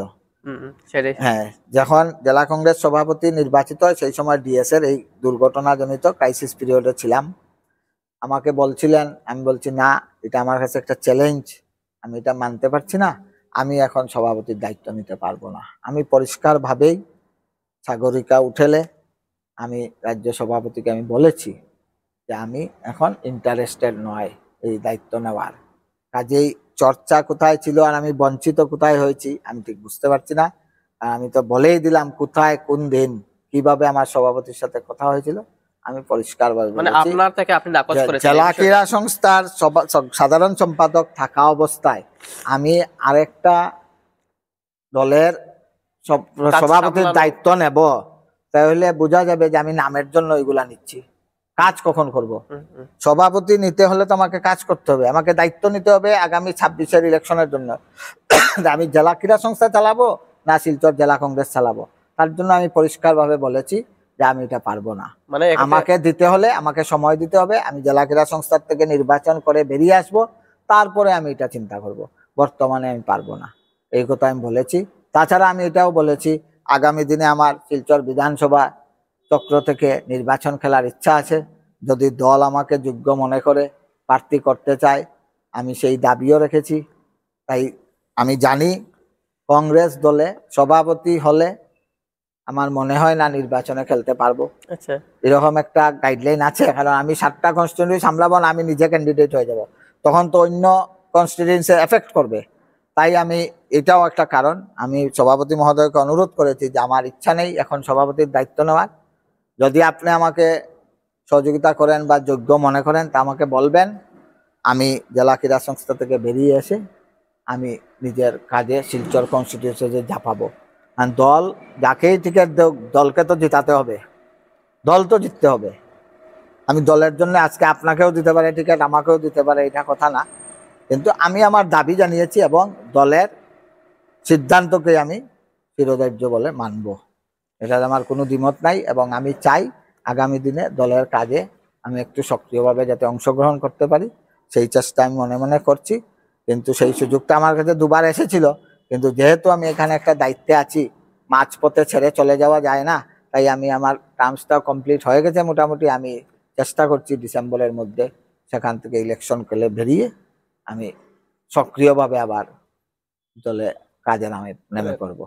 ভারতীয় কংগ্রেস দলে আপনি সক্রিয় কার্যকর্তা হিসাবে আপনার সময় দেবেন। সময় দেব। আচ্ছা, তো আমি এখনো রোজই সময় দেই, কিন্তু আরো সক্রিয়তার প্রয়োজন আছে। যতটুকু প্রয়োজন ততটুকু দিতে পারছে না, সেটাই একদম আপনার কথা। এখন বর্তমানে ডোর টু ডোর সময় দেওয়া প্রয়োজন। অবশ্যই, যেহেতু বুট হ্যাঁ, ভোট নির্বাচন এবং 2026। কংগ্রেস অনেকটা পিছনে, আমাদের এখন তৃণমূল স্তরে গিয়ে কাজ করতে হবে। যেটা কথা হচ্ছে, আপনি আপনি যেটা বুঝতে পারলাম যে আমরা বলেছিলাম যে যেটা জনমনে বা জনগণের মনে ছিল যে আপনি বঞ্চিত হয়েছেন, তো আপনার থেকে বুঝতে পারলাম যে আপনি স্বয়ং নিজে নাকচ করেছেন এই বিষয়ে, এটা কথা স্পষ্ট হয়ে গেল। আর দ্বিতীয় কথা হচ্ছে, যেহেতু আপনি বলেছেন যে জিতার কথাটা একটু আপনি বলেন যেটা কংগ্রেসের, তো এই জায়গায় কি হয়েছে, 2021 বিধানসভা নির্বাচনে শিলচর বিধানসভায় কংগ্রেস বিপুল ভোটে কিন্তু পরাজিত হয়। এটা আপনি কতটুকু মানবেন কি না জানি না। আর তৃতীয়ত হচ্ছে, যেহেতু তৎকালীন সময়ে আপনি শিলচর কনস্টিটিউয়েন্সির ইনচার্জ ছিলেন এবং শিলচর কনস্টিটিউয়েন্সি টাউন যেটা ছিল সেটার এক কথায় বলতে গেলে আমার তখন 2021-এ ক্যান্ডিডেট ছিলেন তমালকান্তি বণিক মহাশয়, সেই সময় আপনি ইনচার্জ ছিলেন কনস্টিটিউয়েন্সির। আর দ্বিতীয়ত হচ্ছে, সেই সময় আপনি সোশ্যাল মিডিয়া ভাইস চেয়ারম্যান ছিলেন, এপিসিসি অ্যাপয়েন্টেড 2021-এ। প্রশ্ন হচ্ছে, এই যে আপনার দায়িত্বে থাকা সময় যে কংগ্রেসের যে বিপুল পরাজিত হয়েছিল, সেটার মুখ্য কারণ কি বলতে পারবেন? মুখ্য কারণ কারণ ক্যান্ডিডেট হিসাবে কিন্তু মানুষের মনে কিন্তু গ্রহণযোগ্যতা ছিল, কিন্তু তমালকান্তি বণিক যথেষ্ট ছিল ক্যান্ডিডেট হিসাবে। কংগ্রেস একটা মানে মুখ্য আঘাতের শিকার। 2021 সালের নির্বাচনে একদম সঠিক সিদ্ধান্ত ছিল হাইকমান্ডের তমালকান্তি বণিককে টিকিট দেওয়াটা। এটা সবাই এক বাক্যে স্বীকার করতে হবে। কারণ আমি all India in charge general secretary Jitendra Singh দায়িত্বে আসার পর উনি যখন প্রথম শিলচরে আসছিলেন, তখন উনাদের সাথে আমাদের একটা বৈঠক হয়েছিল উইদাউট তমাল বণিক। সেই বৈঠকে উনি বলেছিলেন যে শিলচরবাসী কংগ্রেসের উপর আস্থা রাখুক, as per survey candidate will be select. আমি শ্রদ্ধা করি, আমার এত অভিজ্ঞতা হয়েছে সেই ইলেকশনে, আর আমি মনে করেছি আমি নিজেই ইলেকশন খেলেছি সেই ইলেকশনে, পুরা একদম door to door man to man আমি ইনভলভ ছিলাম। তমালকান্তি বণিক আমাকে এরকম দায়িত্ব দিয়েছিল যে ভাই কি করা লাগে তুমি করো, একদম টিকেট থেকে শুরু করে একদম কাউন্টিং হল থেকে বেরিয়ে আসা পর্যন্ত আমি সঙ্গে ছিলাম। আমার বন্ধু বান্ধব অনেকেই সঙ্গে ছিল। সেই অভিজ্ঞতা থেকে বলছি যে 100% রাইট চয়েস ছিল হাইকমান্ডের তমাল বণিককে ক্যান্ডিডেট করা। ক্যান্ডিডেট সিলেকশন একদম 100%, কেউ কোনো দ্বিমত ছিল না যে কেটা ক্যান্ডিডেট দিলাইলো বা খারে দিত। হ্যাঁ, এবং যার জনভিত্তি, গ্রহণযোগ্যতা, জনসংযোগ প্রচন্ডভাবে ছিল প্রতিটি জায়গায়, প্রতিটি পাড়ায়।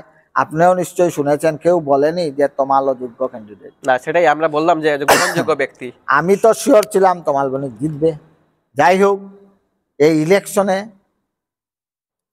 ধর্মীয় রাজনীতিকরণ হয়।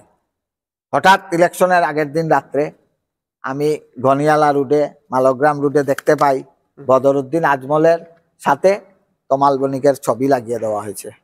আচ্ছা, ইলেকশনের আগের দিন রাত শিলচর শহরের অনেক জায়গায় রাত্রে 12টার সময় কে লাগিয়েছে, কারা লাগিয়েছে, এটা কি ধরনের রাজনীতিকরণ, সেই যে ফটো লাগিয়ে লাগিয়ে জায়গায় জায়গায় আমরা সব ফটোগুলা দেখতে পাই এবং যতটা পেরেছি রিমুভ করেছি। এই একটা বাতাবরণ সৃষ্টি হয়েছিল যে কংগ্রেস ইউডিএফ এর দল, বদরুদ্দিনের আজমলের দল। আমাদেরকে অনেকে ভাবে আমরা মুসলমানের দল, কংগ্রেস আর কংগ্রেসে যারা আছে ওরাও না, আমরাও মুসলমান। আচ্ছা, কিন্তু কংগ্রেস এই ধরনের রাজনীতি করে না, কংগ্রেস সবাইকে নিয়ে চলে। আমি ব্রাহ্মণ সন্তান, আমি ঘুম থেকে উঠে পূজা না করে জলও গ্রহণ করি না। আপনি কি বলতে পারবেন যে কংগ্রেসের মধ্যে আমার এটা ভুল হয়েছে আর সব বিজেপি কি রম চলে? হ্যাঁ, আমরা হিন্দু না, আমার বাড়িতে সব অনুষ্ঠান হয়, সব পূজা হয়, 12 মাসে 13 পূজা, দুর্গা পূজার থেকে শুরু করে আমার বাড়িতে সব পূজা হয়। আমি কি হিন্দু না? এমন ভাবে ডাইভার্ট করা হয়েছে সেই ইলেকশনে যে আমরা সবাই মুসলমানের দল। সেই রাজনীতিকরণটা ভারতবর্ষে এখনো চলছে, যতদিন চলবে এটা ভারতবর্ষের জন্য শুভনীয় লক্ষণ নয়, দেশে কোনো উন্নতির কারণই হতে পারে না। এটা ডাইভার্ট করার জন্য এইসব রাজনীতি, কোনো ইস্যু নাই তো, সমস্যা সব জায়গায়, কিন্তু খালি হিন্দু মুসলিম হিন্দু মুসলিম। সেই কারণ একটা কারণ তমাল বণিকের পরাজয়ের। আর আরেকটা কারণ হলো, আমি যে বললাম যে আমাদের হিন্দু কমিউনিটির কিছু লোকেরা যে কংগ্রেস দল ইউডিএফ এর সাথে চলে যাবে, ইলেকশন হলে ইউডিএফ এর যন্ত্রণায় থাকা যাবে না, এরকম একটা ভাবমূর্তি তৈরি হয়েছিল ইলেকশনের দুদিন আগে। এটাই তমাল বণিকের হারার কারণ বলে আমি মনে করি। কারণ ও পারফেক্ট ক্যান্ডিডেট, সংগঠনও মজবুত ছিল সেই সময়। ওর পরবর্তী আজকে কিন্তু শহরের সংগঠন খুব দুর্বল। আফটার দ্য ইলেকশন অফ তমাল বণিক শহরের আস্তে আস্তে, যখন শহর সভাপতি ছিল তমাল বণিক, তখনও বিভিন্ন জায়গায় বিভিন্ন রকমের কাজ, ভারত মহাজোটক যাত্রা, হাত জুড়ে যাত্রা, এগুলা সব হয়েছে। তমাল বণিকের পরবর্তীতে শহরের বিভিন্ন ওয়ার্ডগুলা আমার মতে দুর্বল হয়ে গেছে, সেইগুলোকে রিভাইভ করা উচিত আগামী দিনের জন্য। আর বর্তমানে যেভাবে রাজনৈতিক পরিবেশ আমি দেখেছি, আপার আসাম, লোয়ার আসাম, একটা জোয়ার আসছে কংগ্রেসের ফেভারে। এখন যদি আমরা কংগ্রেসিরা জনগণের সাথে সম্পর্ক রেখে চলতে পারি, তো আমার বিশ্বাস 2026-এ কংগ্রেস সরকার হবে আসামে। যেহেতু আপনি বলেছেন যে গোটা আসাম একটা জোয়ার আসছে যে কংগ্রেস জিতবে, এই ধরনের, ঠিক আছে, এখানে কিন্তু গৌরব গগৈ একটা স্লোগান আনছেন, ঠিক আছে, যেটা হচ্ছে জুজ এখন হব। এই জুজ কিমান কি হবো আপনার হিসাবে? আমার হিসাবে আজকের যে পরিস্থিতি, মারাত্মক পরিস্থিতি, জুজ হবই 80%। কারণ আমি মাসে 2বার 1বার আমার আপার আসামে যাওয়া আসা আছে, বিভিন্ন স্পোর্টস অ্যাক্টিভিটি। আমি সবার সাথে কথা বলি, রাস্তাঘাটে কথা বলে আমি দেখি অনেকটা অবজারভেশন, অনেকটা পরিবর্তন হয়ে গেছে, যেটা আপনারা সংবাদ জগৎ আপনারা উপলব্ধি করতে পারেন। সেই অবজারভেশনে আমি বলছি জুজ হবই, এবার জুজ একটা হবেই। কারণ গৌরব আসার পরে আমরা যারা অক্সিজেন পেয়ে গেছি, আচ্ছা, আমরা কংগ্রেসি যারা, আমরা অনেকটা ব্যাকফুটে গেছিলাম। গৌরব আসার পরে আমরা সবাই উজ্জীবিত হয়ে গেছি। তাহলে কি বিগত দিনে যিনি এপিসিসি না, ওনাকে আমি ছোট করছি না বা অসম্মান করছি না। দেখেন কোথায় রাহুল গান্ধী আর কোথায় অতনু ভট্টাচার্য। আচ্ছা, গৌরব গগৈ তরুণ গগৈর ছেলে। আমরা বিগত দিনে দেখেছি রাজনীতির একটা মানে বাই ব্লাড। তাছাড়া পার্লামেন্টে উনার বক্তব্য আমি দেখেছি বিভিন্ন বিষয় নিয়ে, উনার এগ্রেসিভনেস আমি দেখেছি। এবং উনি যেভাবে একদম নিচের লেভেলের মানুষের সাথে মিশতে পারেন, সত্যিই প্রশংসনীয়। কারণ উনি তো আমার হিসাবে রাজপুত্র, 3বারের মুখ্যমন্ত্রী, 4বারের কেন্দ্রীয় মন্ত্রী, 2বারের রাজ্য সভাপতি, পৌরসভার থেকে যার পিতার রাজনীতি শুরু, সেই রাজার ছেলে আমি বলে করি। সেই যুবরাজ এখন যেভাবে মাটির সাথে মিশিয়ে কাজ করতে পারে, সত্যিই প্রশংসনীয়। আমি আশাবাদী যে আসামের একটা কিছু হবেই ওনার নেতৃত্ব যখন আসবে। আর উনি সবচেয়ে বড় জিনিস হলো, আমি বিগত দিনের সভাপতি কেউকেই ছোট করছি না, কিন্তু দেখেন একটা জিনিস, সবার সবরে দিয়ে সব কাজ হয় না। কিন্তু আমি যে সব করে নিতে পারবো এটা আমি বিশ্বাস, হাতের 5 আঙ্গুল সমান নয়। মানে ব্যক্তিত্ব, পার্সোনালিটির দিকে। হ্যাঁ, পার্সোনালিটির দিকে সামনে দাঁড়ালে, আমরা যখন সন্তোষ মোহন দেবের সাথে কথা বলতাম, চোখে চোখ রেখে কথা বলা যেত না। আমার মনে হতো যে একটা গড গিফটেড পাওয়ার উনার ফেসে আছে, লিডার লাগতো। সেই জিনিসটা আমি বিগত কিছুদিন থেকে উপলব্ধি করতে পারছি গৌরবের সাথে কথা বলার সময়। সত্যিই মনের মতো লিডার আমরা দলে পেয়েছে। সেই লিডারকে এগিয়ে নিয়ে যাওয়া আমাদের কর্তব্য। আমাদের মধ্যে সব মতবিরোধ ছেড়ে সবাই এক হয়ে সংঘবদ্ধভাবে, মানে তখন শিলচর আমার না, করিমগঞ্জ আমার না করলে হবে না। আসামকে সঠিক দিশায় নিয়ে যেতে হলে সবাই এক কংগ্রেসি দল একবদ্ধভাবে গৌরবকে সমর্থন দিতে হবে। আমি একটুখানি আবার পিছনে যাচ্ছি। আপনি বলেছেন যে আমরা কংগ্রেসীদেরকে মানে জনসাধারণ বা মানে কিছু কতিপয় মানুষ মনে করেন যে আমরা নাকি মুসলিম, এই ধরনের একটা মন্তব্য করেছিলেন। এই জায়গায় আপনি বলেছেন যে আমি ব্রাহ্মণ সন্তান, আমি পূজনাদারি বাড়ি থেকে বের হই না। তো কখনো কি আপনার মনে কোনো ধরনের আঘাত হয়, যে দুঃখ লাগে যে এইভাবে বলার কারণে? না, একটা জিনিস বলার কারণে তো দুঃখ লাগেই। কারণ আমি হিন্দু ধর্ম, আমি ব্রাহ্মণ সন্তান, আমার ঘরে আমি হিন্দু ব্রাহ্মণ সব। যখন আমি বেরিয়ে আসি, আমার ধর্মই মানব ধর্মই আমার ধর্ম, এখানে কোনো দ্বিমত নাই। আমার মুসলিম হোক খ্রিস্টান হোক, আমার চাইল্ডহুড খ্রিস্টান school missionary, humanity first priority. খ্রিস্টান মিশনারি থেকে আমার পড়াশোনা শুরুয়াত। আচ্ছা, চাইল্ডহুড কোন আমি স্কুল? Holy Cross. আচ্ছা, হ্যাঁ, আমি খ্রিস্টান স্কুলে পড়েছি, পরে শিলং গেছি। 9-10 আমি আবার ইংলিশ মিডিয়ামে অদরচার থেকে পড়েছি, তারপরে জিসি কলেজ। হ্যাঁ, কাজেই আমি সবার সাথে রয়েছি তো, আর দল করি বলি আমার সবার সাথে একটা সংযোগ আছে। আমার কোনো কোনো জাতির প্রতি আমার কোনো বিদ্বেষ নাই, মনে করি সব। এই যে কিছুদিন আগে জুবিন গার্গ আমাদের আসামের নায়ক, আমি আমি এই কথা যাচ্ছি একটু পরে, আমি আসছি এই কথায়। আমি ওইটার কানেক্টিভে আসছি। আচ্ছা, ঠিক আছে, ঠিক আছে, বলুন বলুন। জুবিন গার্গও তো ব্রাহ্মণ সন্তান, ও তো এরকম কথা বলছে যে কোনো জাত নাই, মানব ধর্মই ফার্স্ট। আর আমি তো সবসময় এরকম, বাড়িতে আমার সব, বাইরে এসে আমি মানুষ। যার প্রয়োজন আমার তাকে সাহায্য করতে হবে, আর সবার সঙ্গে মিলে নিয়ে মিশতে চলতে হবে। এই ভারতবর্ষ গণতান্ত্রিক দেশ, সবার অধিকার সমানভাবে থাকা উচিত। কখনো কিছু বললে ওয়ার্নিং এসে যায়, এইসব আমি ঘুর বিরোধী, বিশ্বাসও করি না। আর এইসব জিনিস যাওয়া খুব তাড়াতাড়ি, জনগণ যাতে এটা বুঝতে পারে, না হলে আমাদের ভবিষ্যৎ কিন্তু খুব খারাপ দিন আসছে। জনগণের বোঝা উচিত। আজকে আমাকে যারা ভালোবাসে, এটার একটা কারণ আমি খুঁজে পেয়েছি। কিন্তু কারণটা কি জানেন? অবশ্যই বলুন। কারণটা হলো, আমাকে দেখে মানুষ কুদাম বকতে পারে, এই এরকম করিস না, আচ্ছা, মানে একটা দাবি দাবি করতে পারে, এই দিকে যাইও না বা এটা করিও না, তোমার এটা ঠিক না।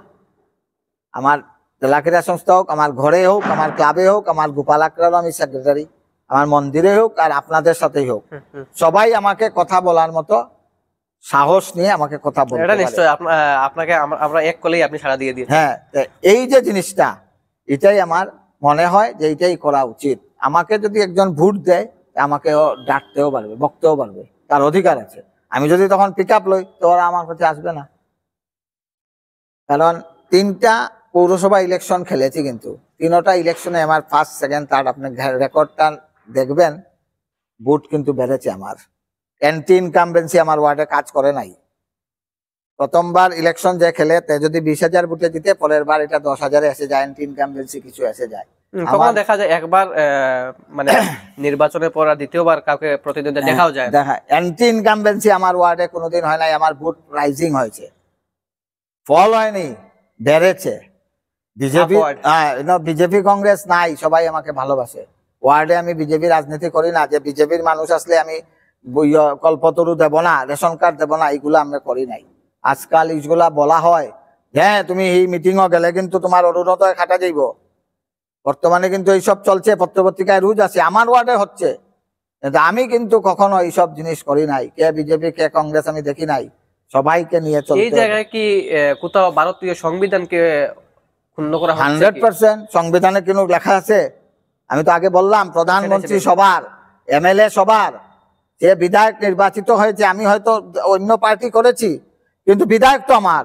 আপনি যদি আমাকে জিজ্ঞেস করেন তোমার বিধায়ক কে, আমি তো আমার বিধায়কের নামই বলবো। অবশ্যই। আমি তো তমাল বণিকের নাম বলবো না, দীপায়ন চক্রবর্তীই বলবো। অবশ্যই। বিধায়ককে তোমার মানতেই হবে, সাংসদকে তোমার মানতে হবে, কিন্তু উনাদেরকে ওইটা চিন্তা করতে হবে যে এখানে নো কংগ্রেস বিজেপি, সব আমার ভোটার। আমি জিতেছি বলে কি আমার এখন সব? আর আমি এটাই বিশ্বাসী, বিরোধী পার্টির সবাইকে আমার সমর্থক কি করা, কিভাবে করা যায়, এটা চিন্তা করা উচিত। এটা আমি ছোট থেকেই এই ব্যাপারে করে আসছি। আমার এখানে কোনো বলতে পারবে না কোনো বিজেপির ওয়ার্কার বা বিজেপির কর্মী যে আমি ওনাদেরকে সাহায্য করি নাই। যে আমার ইলেকশনে এগেইনস্ট করেছে, ওর পরিবারেও আমার দেওয়া অনেক বেনিফিশিয়ারি আছে, আমি নাম ধরে বলতে পারবো। এবং প্রয়োজনে আপনাকে বলবো, আমার ওয়ার্ডে গিয়ে জিজ্ঞেস করে আসুন, এরকম কোনো একটাও এক্সাম্পল পাবেন না যে আমার বিরোধ করেছে বলে আমি ওকে কেটে দিয়েছি, কাটিনি। আর আমি এখনো এরকম চিন্তাধারা করিনি, সবাইকে নিয়ে চলতে ভালোবাসি। কে বিজেপি কে কংগ্রেস, সবাই আমরা এক। উই আর শিলচারিয়ান, আমরা শিলচারের জনগণ। সর্বোপরি একটাই কথা, আমার সাহায্য করতেই হবে। এখানে বিজেপি কংগ্রেস দেখে লাভ নাই। অনেক কমিশন, আজকে বিমলেন্দু রায়ের সাথে আমি পৌরসভায় ছিলাম, ওনাকে জিজ্ঞেস করবেন যে ওনাকে কোনোদিন আমি অসম্মান করেছি কি? কোনোদিন তো সম্মান করে নাই। উনি সিনিয়র ম্যান, ওনাকে আমি সম্মান করেছি। এখনো দেখলে উনি আমার কিরে অতনু, আমিও দাদা নমস্কার। এই যে সম্পর্কটা আমার সবার সাথে আছে, আর কোনোদিন আমি অন্য চোখে দেখিনি কোনো বিরোধী বলে। আর আমি ভগবানের কাছে প্রার্থনা করি, কোনো নেতা মন্ত্রী যাতে আমাদেরকে কংগ্রেসই বলে 2 নম্বরই চৌকে যাতে না দেখেন, সবাইকে নিয়ে যাতে চলেন। আমি সর্বশক্তিমানের সব সময় প্রার্থনা করি। আজকে আপনি আমার সাথে কাজ করলেন, কালকে বিজেপি আপনি গেলেন, না রে তোর মায়ের অরুণোদয় পাইতো না, তুই অতনু ভট্টের লগে আসলে। This is not the way. Genuine কে ওরকে আপনারা সাহায্য করতে হবে। মানে এই ধরনের কি শিলচর হচ্ছে? হয়, অনেকটা হচ্ছে, অনেকটা হচ্ছে। এইরকম ভুড়ি ভুড়ি আছে, আমি মানুষ নিয়ে আসতে পারবো। আমার ওয়ার্ডের মানুষকে বলা হয়েছে তুমি তোরে বা ঘুম থেকে উঠিয়া অতনু ভট্টের বাড়ি যাও, তুমি অরুণোদয়ের লেগে খেতার লেগে আইসো, যাও অতনু ভট্টে গিয়া কও। আশ্চর্যজনক বিষয়। হ্যাঁ, আশ্চর্যজনক বিষয়। এই যে কিছুদিন আগে জেলা কংগ্রেস সভাপতি সজলাচার্য যখন সভাপতি হলো, উনার ওয়ার্ডে উনাকে সংবর্ধনা এখানে দেওয়া কিন্তু বুটটা হচ্ছে যার যারই মৌলিক অধিকার। মৌলিক অধিকার। আমি বলছি যে সবার চন্দ্রাচার্য সভাপতি হওয়ার পরে উনার ওয়ার্ডে সংবর্ধনা দেওয়া হবে, অ্যানাউন্সমেন্ট করা হচ্ছে। বাড়িয়ে বাড়িয়ে ফোন যাচ্ছে, এই রেশন কার্ড খাটিয়ে দিব কিন্তু যদি যাস meeting. What is this? This is not the way. পৃথিবী গোল, আজকে তোমার কালকে আমার, ঘুরে আসবেই। আর রাজনীতি উত্থান পতন হবে। এর লাগে I am very simple man. আমি এইরকমই থাকি যাতে আমি একদিন নিচেও যেতে পারি, একদিন উপরে উঠতে পারি, এটার জন্য আমি প্রস্তুত। আর যেহেতু পৃথিবী গোল, উত্থান পতন এটা থাকবেই। অনিবার্য। আমি ভুলে গেলে হবে না যে আমি যে পাওয়ারে ছিলাম, আজকে পাওয়ার নাইতে কি হয়েছে? মানুষ তো আমাকে ভালোবাসছে। বরঞ্চ পাওয়ারে না থেকে আমি উপলব্ধি করতে পারছি, এবং শিক্ষণীয় বিষয় হয়েছে যদি আমার কোনোদিন ক্ষমতা আসে সেই দুর্ব্যবহারগুলি করিও না। এর জন্য আমরা ট্রেনিং নিয়ে নিয়েছি পাওয়ার না থেকে। 2014 সালে যখন ভারতবর্ষের রাজনৈতিক পট পরিবর্তন হয়েছে, নরেন্দ্র মোদীর নেতৃত্বে ভারত সরকার গঠন হয়েছে, 2016-তে সর্বানন্দ সোনোয়ালের নেতৃত্বে গঠিত হয়েছে। একটা কথা আজকে আমি সম্মান জানিয়ে বলছি, একটা কথা। 2016 সালে সর্বানন্দ সোনোয়াল মুখ্যমন্ত্রী হলেন। আজকাল যখন আমাদের ওয়ার্ডে কোনো প্রোগ্রাম হয় সরকারি, আমাদেরকে কিন্তু ইনভাইট করা হয় না, যেহেতু আমরা বিজেপির কমিশনার। আমার ওয়ার্ডে সরকারি কোনো শিলান্যাস, কোনো প্রোগ্রাম হলে, বিজেপি না কংগ্রেসের কমিশনার আপনি? আমি তো কংগ্রেসের। হ্যাঁ হ্যাঁ। বর্তমান সরকারের কোনো অনুষ্ঠান যদি আমার এরিয়াতে হয়, আমার কাছে কোনো নিমন্ত্রণ পত্র যায় না প্রাক্তন পৌর সদস্য হিসাবে। আচ্ছা। হ্যাঁ, কিন্তু একটা ইনস্ট্যান্স আমি আজকে বলে দিতে চাই। কারণ আমার ওয়ার্ডে ক্যান্সার হসপিটালের কেপি চক্রবর্তী বলে একজন ভদ্রলোক আছেন, ডাক্তার শ্যামাপ্রসাদ মুখার্জির বাড়িতে উনি ছিলেন। উনার বাড়িতে একবার সর্বানন্দ সোনোয়াল চিফ মিনিস্টার হয়ে আসলেন। তখন শিলচরের বিধায়ক ছিলেন দিলীপ কুমার পাল মহাশয়। সর্বানন্দ সোনোয়াল মহাশয় ওইখানে বসে, ওই বাড়িতে বসে, গোপাল আখড়ার পাশেই বসে জিজ্ঞেস করেছিলেন যে ওই এরিয়ার মিউনিসিপাল কাউন্সিলর কে? ওনাকে বলা হয়েছিল যে কংগ্রেসের জয়তী ভট্টাচার্য। তখন উনি প্রশ্ন করেছেন যে আজকে চিফ মিনিস্টার হিসাবে আমি আছি, ওকে ইনফর্ম করা হয়েছে? কেউ কোনো উত্তর দেননি। উনার কথা জানি না কে কাকে বলছে। সেই সময় তদানীন্তন সুপারিনটেন্ডেন্ট অফ পুলিশ আমাকে ফোন করেছেন, আমি বাজারে ছিলাম সকালবেলা, যে চিফ মিনিস্টার আপনার ওয়ার্ডে এসেছেন, আপনাকে ডাকছেন উনি। সঙ্গে সঙ্গে আমি বাজার ফেলে আনন্দে উল্লাস হয়ে ছুটে আসছি যে কেপি চক্রবর্তীর বাড়িতে। এখানে কিন্তু বিজেপি কংগ্রেসের বিষয় নাই। কেপি চক্রবর্তীর বাড়িতে এসছি, আমি এসে জিজ্ঞেস করছি দাদা কি না তুমি, আমি চিফ মিনিস্টার এখানে এসছি, তোমাকে তো এখানে থাকার প্রয়োজন আছে, এটা তো দলীয় সভা নয়। আচ্ছা। উনি আমাকে বলেছেন এটা তো আমি একজন ব্যক্তিগত একজন লোকের বাসে। আমি তো দাদা আমার কাছে কোনো ইনফরমেশন নাই, আপনি যে আসবেন আমি বলেছি। উনি তখন ওনার দলের সবাইকে জিজ্ঞেস করছেন, উনি এত সুন্দর বলেছেন যে আমি চিফ মিনিস্টার এখানে আসিছি তোমার পাড়ায়, তোমার তো এখানে উপস্থিত থাকা। আমি বলছি আমার কাছে কোনো ইনফরমেশন ছিল না দাদা, আজকে যে আপনি এখানে আসবেন, আমি জানি শিলচর আসবেন, গণেশ মন্দিরে যাবেন, অতটুকু জানি, কিন্তু এই বাড়িতে যে আসবেন, আমি বাজারে গেছি, হয়তো বাড়িতে থাকলে দৌড়ে চলে আসতাম। এই সম্মানটা যে আমি পেয়েছি ওনার কাছ থেকে, তখন আমার মনে হয়েছে এইটাই প্রকৃত রাজনীতি, প্রকৃত রাজনীতি। I salute Sarbananda Sonowal. তাছাড়াও আমি দেখেছি নরুলতা, কবীন্দ্র বুকাইস্ত এবং সন্তোষ মনদেব একসাথে বসে 80 ঠাট্টা করছেন। আজকে সেই রাজনীতি কোথায়? আজকে কোথায়? যখন বসে কথা বলে এই কংগ্রেসই আইছে, এখন কথা কইও না, আজকে কোথায়? সেই পরিবেশ নাই। আর আমি সেই পরিবেশের আকাঙ্ক্ষাই, আমি সেই পরিবেশটাই চাই যে আবার ঘরে উঠুক বরাকভ্যালিতে। বরাকভ্যালিতে এই পরিবেশটা ঘরে উঠলেই আমরা শান্তি পাবো। আপনার কি মনে হয় সেটা আবার চেষ্টা করা উচিত সবাই? আমি নাগরিক অধিকার সুরক্ষার কমিটির সাথে আছি, আমি অল আসাম কনজিউমার ফোরামের আন্দোলনে ছিলাম, পৌরসভার ট্যাক্স বৃদ্ধি হয়েছে সেই আন্দোলন আমি করেছি, আমি সাধারণ সম্পাদক ছিলাম, ভাইস চ্যান্সেলর তপোধীর ভট্টাচার্য সভাপতি ছিলেন, করে আমরা ট্যাক্স আটকেছি শিলচর শহরে, আমি সেই কমিটির নেতৃত্ব দিয়েছি।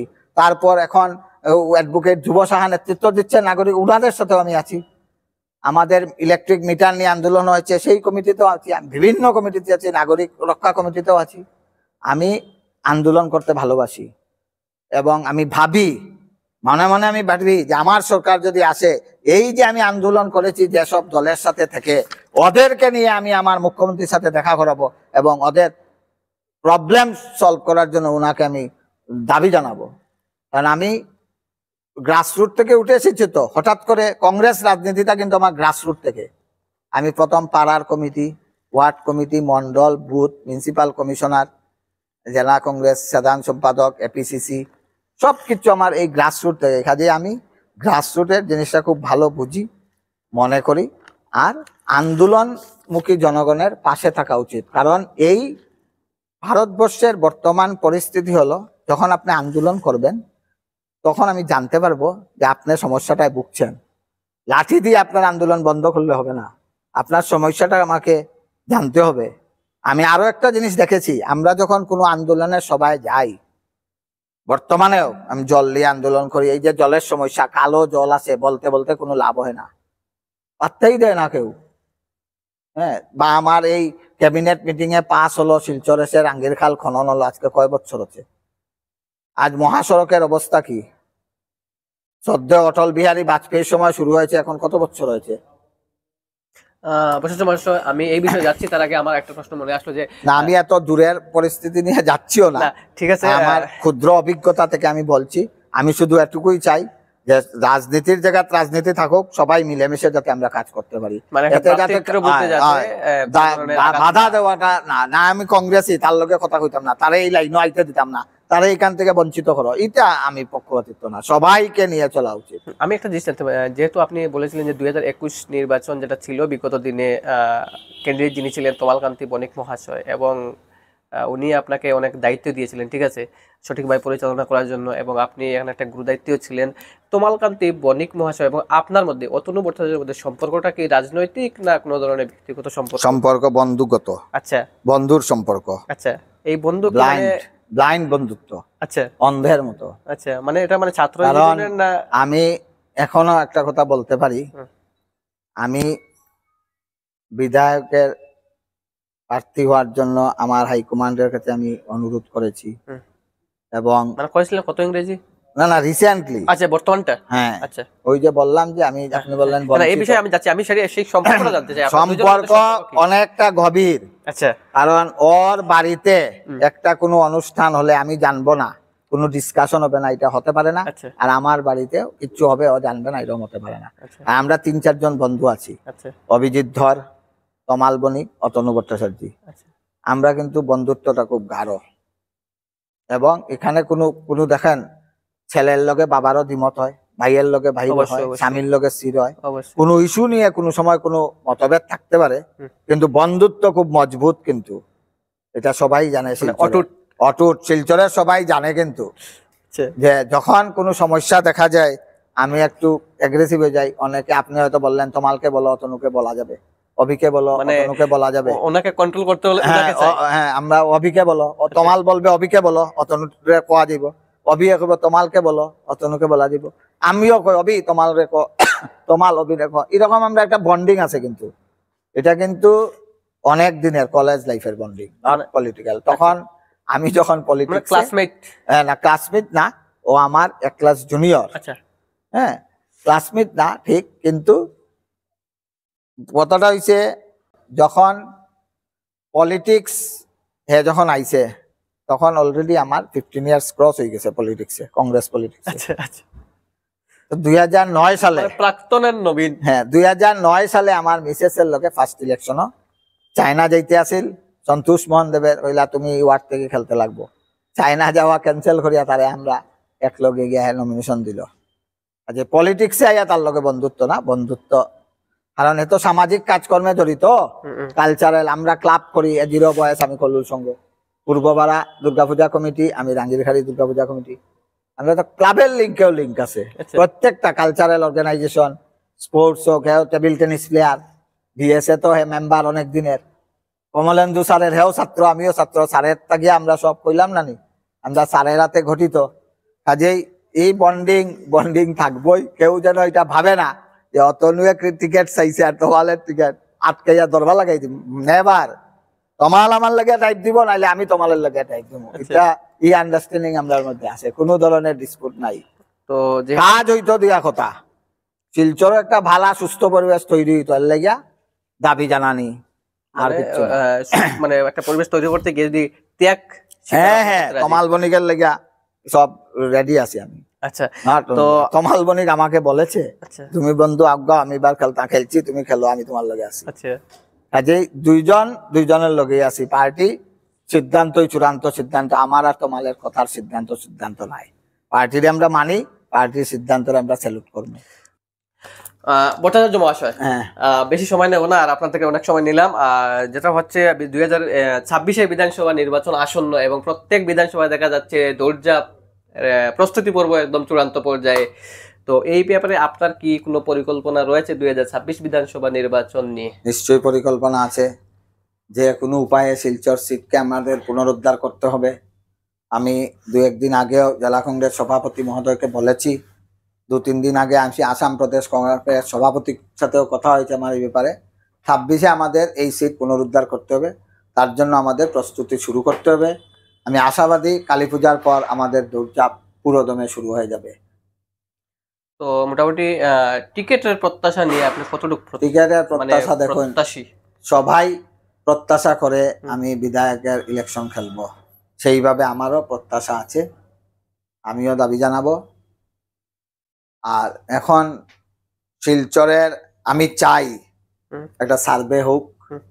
বিগত দিনে শ্রদ্ধেয় জিতেন্দ্র সিং মহাশয় যেভাবে সার্ভে করিয়েছিলেন, সেই সার্ভে করে শিলচরের ক্যান্ডিডেট সিলেক্ট করা হোক, তাহলে আমার মনে হয় শিলচর সিটটা আমরা পুনরুদ্ধার করতে পারবো। এটাই আমার বিশ্বাস। আশা সবার আছে, সবাই দাবি করতে পারে, কারো প্রতি আমার কোনো হিংসা বিদ্বেষ নেই, কাউকে আমি ছোট করি না। কিন্তু দল যাকে যোগ্য মনে করবে তাকেই দল সিলেক্ট করবে, এটা আমার বিশ্বাস। আর আমি দলের সাথে আছি, থাকবো। যেহেতু কথা হচ্ছে 2021-এ যেটা বিধানসভা নির্বাচন ছিল, সেখানে বিজেপির ক্যান্ডিডেট একজন ব্রাহ্মণ পদবীর, চক্রবর্তী পদবীর একজন ব্রাহ্মণ ক্যান্ডিডেট ছিলেন এবং গণমাধ্যমে যেটা আমরা জানতে পারলাম যে শিলচরের মানে বৃহৎ ব্রাহ্মণ সমাজ নাকি উনাকে সমর্থন, এটা একটা ভীষণ মানে বিশেষ কারণ হতে পারে উনার জিতার। যেহেতু এই কথা প্রসঙ্গে বলতে চাই যে আপনি একজন ভট্টাচার্য পদবী, আপনি একজন ব্রাহ্মণ, আপনার ক্ষেত্রে এই যে ব্রাহ্মণ সমাজের যে সমর্থন কতটুকু প্রযোজ্য হবে বা আপনি কি আশাবাদী? যেহেতু মানুষ কিন্তু বলছেন যে বিগত দিন 2021-এ যিনি ক্যান্ডিডেট ছিলেন উনি চক্রবর্তী পদবীর এবং ব্রাহ্মণ থাকার কারণে ব্রাহ্মণ সমাজ, বৃহৎ ব্রাহ্মণ সমাজ উনাকে সোজাসুজি সমর্থন জানিয়েছে। ঠিক আছে, তো আপনার ক্ষেত্রে আপনি যদিও প্রার্থিত্ব করেন আগামী নির্বাচনে, আপনার ক্ষেত্রে এই বিষয়টা কতটুকু? দেখেন, আমি ব্যক্তিগতভাবে এইসব জিনিস বিশ্বাস করি না, আর এই কথাটা আমিও শুনেছি। কিন্তু যে কমিউনিটি হিসাবে যদি হয়, কোনো একটা পার্টিকুলার কমিউনিটি কাউকে জিতাতে পারবে না। আমার সব কমিউনিটির প্রয়োজন আছে। আপনার কথাটা আমি মেনে নিয়েছি, কিন্তু শুধু যদি ব্রাহ্মণই হয় আমাকে ভোট দিয়ে যায়, তা আমি জিতবো কি করে? আমাকে রায়ও দিতে হবে, পালও দিতে হবে। 70+30 ধরে নিন, হ্যাঁ, তখন এটা 100 হয়ে গেল না। এটা ঠিক আছে, আপনার কথা আমি মানছি, কিন্তু আমি নিজে ব্যক্তিগতভাবে এইসব বিশ্বাস করি না। অনেকে আছে যে আমি বিজেপি করি, আমার একটা কথা আমি এই সময় একটু প্লাস করে দেই, আমি কংগ্রেস করি, তো আমার একজন বোন বিজেপি করে, আমি কিন্তু ওকে সমর্থন করি নাই। কেন করি নাই? আমার কাছে দলটা আগে এসেছে। কিন্তু আমি দেখেছি অনেকে এরকমও আছে না, আমার বাড়ির মানুষ দাঁড়াইছে, বা এটা আমি বাড়ির মানুষকেই সাপোর্ট করবো, কংগ্রেস বিজেপি বুঝি না। আমার ওয়ার্ডের মানুষও আমি কংগ্রেস বিজেপি বুঝি না, আমি অতনুরে সাপোর্ট করবো। কাজেই আমি আলাদা করে কেউ আইডেন্টিফাই করতে রাজি না। আপনার কথা সত্যি, এটা আমিও শুনছি যে ব্রাহ্মণের একটা মেজরিটি ভোট বিগত ইলেকশনে একটা ফ্যাক্টর হইয়া দাঁড়াইছে। আই বিলিভ, আমি উপলক্ষণ করছি, কারণ বর্তমানে আমি বরাক ব্রাহ্মণ সমাজের প্রেসিডেন্ট হয়েছি, জাস্ট 1.5-2 মাস আগে আমি নির্বাচিত হয়েছি। আমি তখনও উপলব্ধি করছি, এটা ঠিক। কিন্তু আমার ক্ষেত্রে আমি এটা বিশ্বাস করি না। আমার সব জাতি আমার লগে থাকবো, আমি বিশ্বাস করি। ব্রাহ্মণ হোক, খ্রিস্ট হোক, মুসলমান হোক, খ্রিস্টান হোক, বুদ্ধ হোক, ট্রাইবেল হোক, বাগান হোক, যে কোনো ক্লাস সবরে আমার নিতে পারলেই তো আমি যোগ্য বলিয়া মনে করলাম। এটা আমি মানতেই রাজি না। কোনো সময় ফ্যাক্টর হয়ে যায় যে কমিউনিটি ওয়াইজ যায় গিয়া, কিন্তু এই ফ্যাক্টরটা কাজও করে, অস্বীকার করার উপর নাই। আমার দেশই শুনি আইছি দলিত, জাট, এটা চলে না নি? উত্তরপ্রদেশ চলে, বিহারও চলে, আসামও চলে, সব জায়গায় চলে। কিন্তু এটা একটা ফ্যাক্টর আসিল গত ইলেকশনও, কিন্তু এই ফ্যাক্টরটা আমি বিশ্বাস করি না। আমি যদি সবের ঘরে ঘরে যাইতে পারি, সবরে কনভিন্স করতে পারি, সবের ভালোবাসা পাই, তখন এইগুলা ফ্যাক্টর আয় না। এখানে কিন্তু আরেকটা কথা আছে, কারণ আজকে দীপায়ন চক্রবর্তী ব্রাহ্মণ, আমি অতনুবর্ত দীপায়ন চক্রবর্তীরে ভোট দিছি না।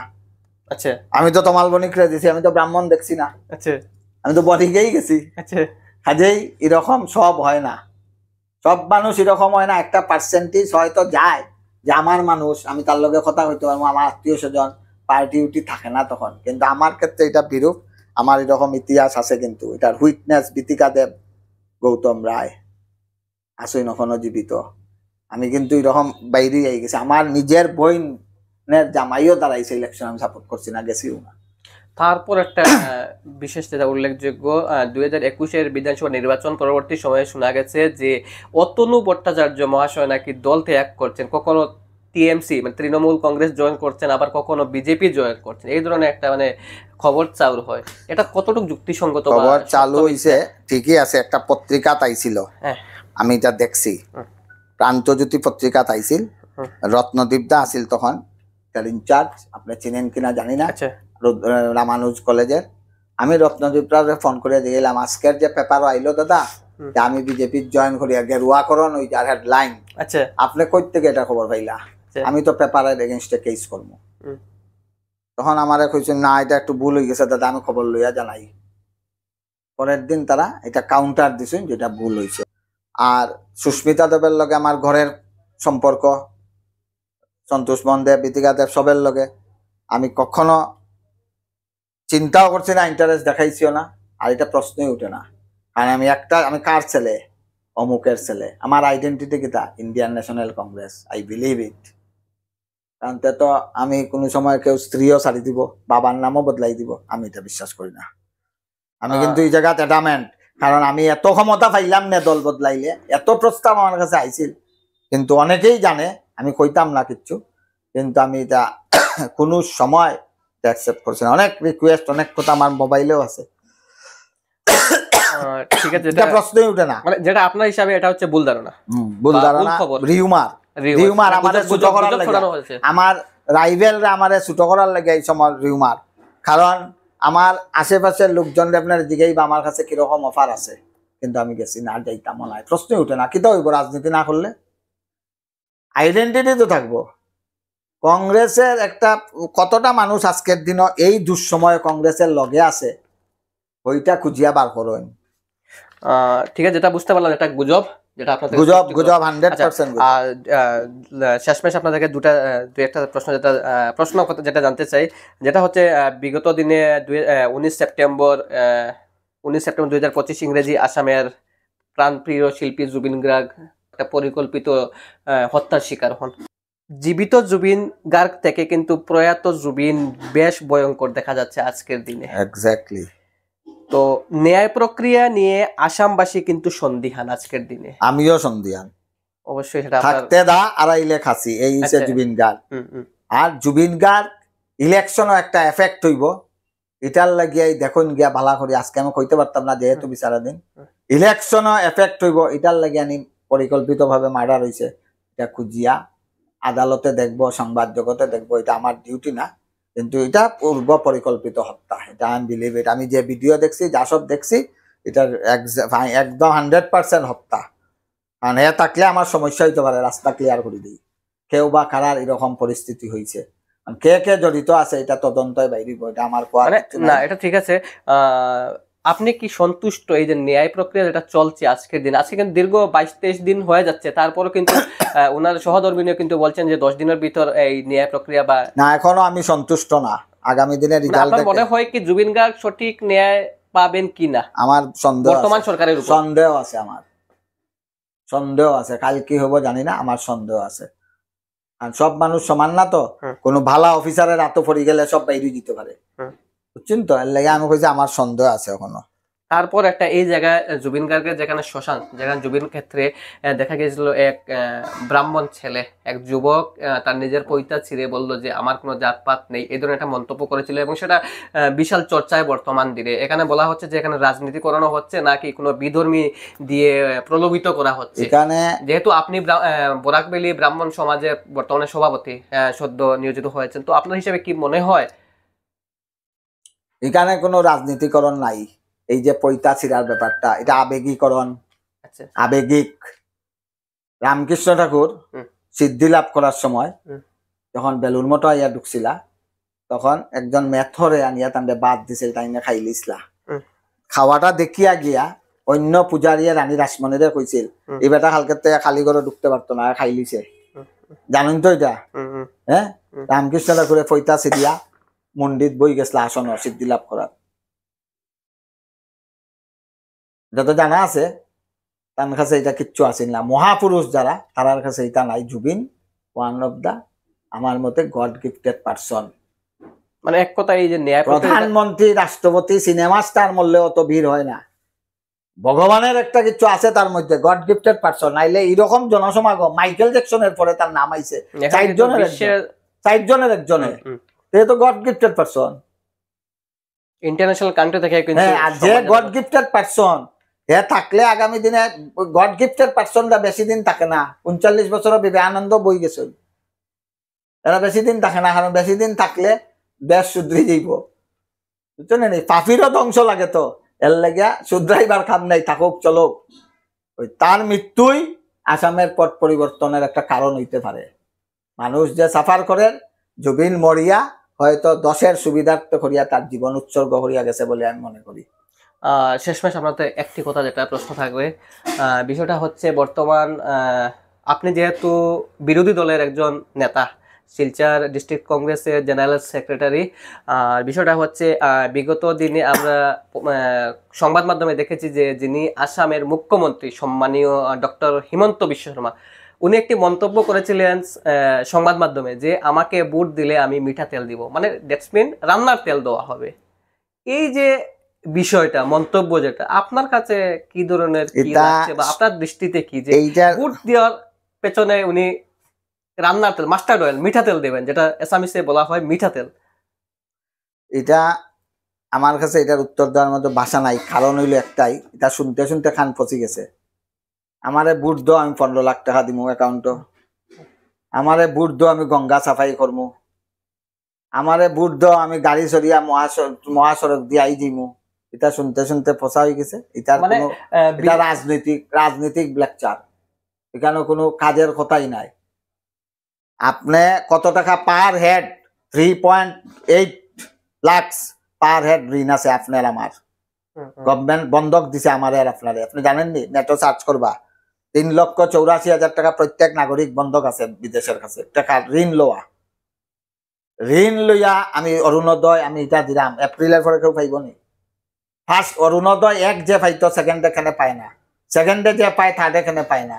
রেশন কার্ডের সব এখানে পায় না। এর নাম কাটা যায়, হে সাফার করে, কোন দোকানও কার্ড কেউ জানে না। কে পারছো করতো এটা? তেল দিমু, ঠিক আছে, তেল দেও, এটা দিয়ে ভোট হইতো না। শেষ আরেকটা কথা যেটা হচ্ছে আপনি যেটা বললেন যে ওনারা, আপনার থেকে বুঝতে পারলাম যেটা মানে প্রতিশ্রুতি দেন এবং প্রতিশ্রুতি পরবর্তীকালে বিফল। এটা তো ইতিহাস হয়ে গেছে। এখন আমি একটা ছোট্ট কথা কই, বড় মুখে, অত বড় ছোট মুখে বড় কথা খোয়া নাই। প্রধানমন্ত্রীরে আমি দেখছি না এখনো কোনো সাংবাদিক সম্মেলনে বইতে। আপনি দেখছেন নি? মানে এটার কারণ বা সাংবাদিক হিসাবে ভারতবর্ষের প্রধানমন্ত্রী আজকে পর্যন্ত সাংবাদিক সম্মেলনে বইছেন না। কারণ হইলো একটাই, যদি বই না আপনি জিগাইবা, ওই যে আপনার ভিডিও, আপনি এটা কইছিলা, কিতা কইতা আনসার নাই। এই সূত্রে একটা প্রসঙ্গে একটা কথা বলতে চাই, সম্মানীয় ডক্টর হিমন্ত বিশ্ব শর্মা বিগত দিনে বলছেন যে সংবাদ মাধ্যমে সাংবাদিকের সামনে উনি কোনো স্টেটমেন্ট দেবেন না, উনি যা বলার লাইভে বলবেন। সাংবাদিকরা ভিডিও কাটকুট করে এডিট করে চালিয়ে দেয়। ঠিক আছে, আপনি যদি আমার ভিডিও কাটকুট করে এডিট করেন, তাহলে আমি চ্যালেঞ্জ করতে পারি আপনার এগেইনস্টে, আমি এফআইআর করতে পারি। আপনি করুন, আমি করমু, আমার হইলো করমু, করুন না। এখানে প্রেস মিটও বইলে ওই যে আজকে আমি আপনারা যে কথা কইছি, কালকে তো আপনি আইয়া জিগাই বাই কথা কইলে, আজকে থেকে আরেক কথা কইন। অবশ্যই এর লাগে আমি প্রেস মিটও বই না, এর লাগে আমি প্রেস মিটও বই না। আর শেষমেশ একমাত্র প্রধানমন্ত্রী 2014 থেকে আজ প্রেস সাংবাদিক সম্মেলনও বইছেন না, একটাও না, খেলে না। তাহলে কি নরেন্দ্র মোদী যে মন কি বাত অনুষ্ঠান এইসব নিয়ে আপনি কি? এটা তো আমার মেকিং বাত। আচ্ছা, মেকিং বাত। আচ্ছা, আমি তাপসদারে কইয়া রাখলাম, আপনারা কইয়া রাখলাম, আমি ফোন করবো, তুমি তোমার মানুষগুলা বয়াইও। সকালবেলা আমার পাড়ায় পাড়ায় মানুষ গেল, আমার ওয়ার্ড আমি দেখছি। বিকালে বিবাহ ভবন আইও, অরুণোদয়ের মিটিং আছে, সব গেল তাপসদার বিবাহ ভবন অথবা কিংফিশারের বিবাহ ভবন। কিতা ব্যাপার? আমিও তো মানুষ পাঠাই রাজনীতি করে, আমার মানুষ না বউ রেডিও চালানি হইব মন কি বাত। আমি অরুণোদয় ভাই যা কইবা হু করমু, আমি কইমু নি যে এটা ঠিক কইছেন না, আপনি অপোজ করবো নি? এটা মেকিং। আমি দেখাই আন মুখে মন কি বাত শুনতো, আমার জীবনের মন কি বাত ঢুকতো, তো আমি প্রশ্ন করবো, পট করে লাইট খাটি দিব। আপনি যাই না একদিন মন কি বাত আপনারা বাইরে খেদাইব। আপনি একদিন যাই মন কি বাত গিয়া ঢুকুন, আজকে আমি প্রশ্ন করবো, আপনারা খেদাই দিব, ওইখান থেকে বইতেই দিত না। মানে এই রাজনীতিকে কথা কইলে আমি ম্যান টু ম্যান যদি কই, আমার কাছে সবের লগে কথা বলা। আপনার মানে আপনার হিসাবে বিজেপি যেটা রাজনীতি চলছে বর্তমানে one sided, one sided, 100% one sided. আর যেহেতু আপনি শিলচরের সেই বরাকবেলিতে কিন্তু বর্তমানে শাসকীয় দলের 2 জন নেতা রয়েছেন এবং বরাকবেলি ডেভেলপমেন্ট বলে একটা নতুন বিভাগ দেওয়া হয়েছে। তো এই বিষয় নিয়ে বরাকের যে উন্নতি বা ডেভেলপমেন্ট, রাস্তাঘাট, ড্রেনেজ সিস্টেম, ওয়াটার মানে ড্রিঙ্কিং ওয়াটার, রাস্তাঘাট, ট্রাফিক সিস্টেম, এইসব নিয়ে আপনি কি বলবেন? যে বরাক উপত্যকা 2 জন মন্ত্রী পেয়ে, বরাক উপত্যকা 2 জন মন্ত্রী পেয়ে বরাক উপত্যকা কতটুকু উন্নতির দিকে? আমি অতি সংক্ষেপে কই, আমার একটা মিটিং এ যাইতে হইব।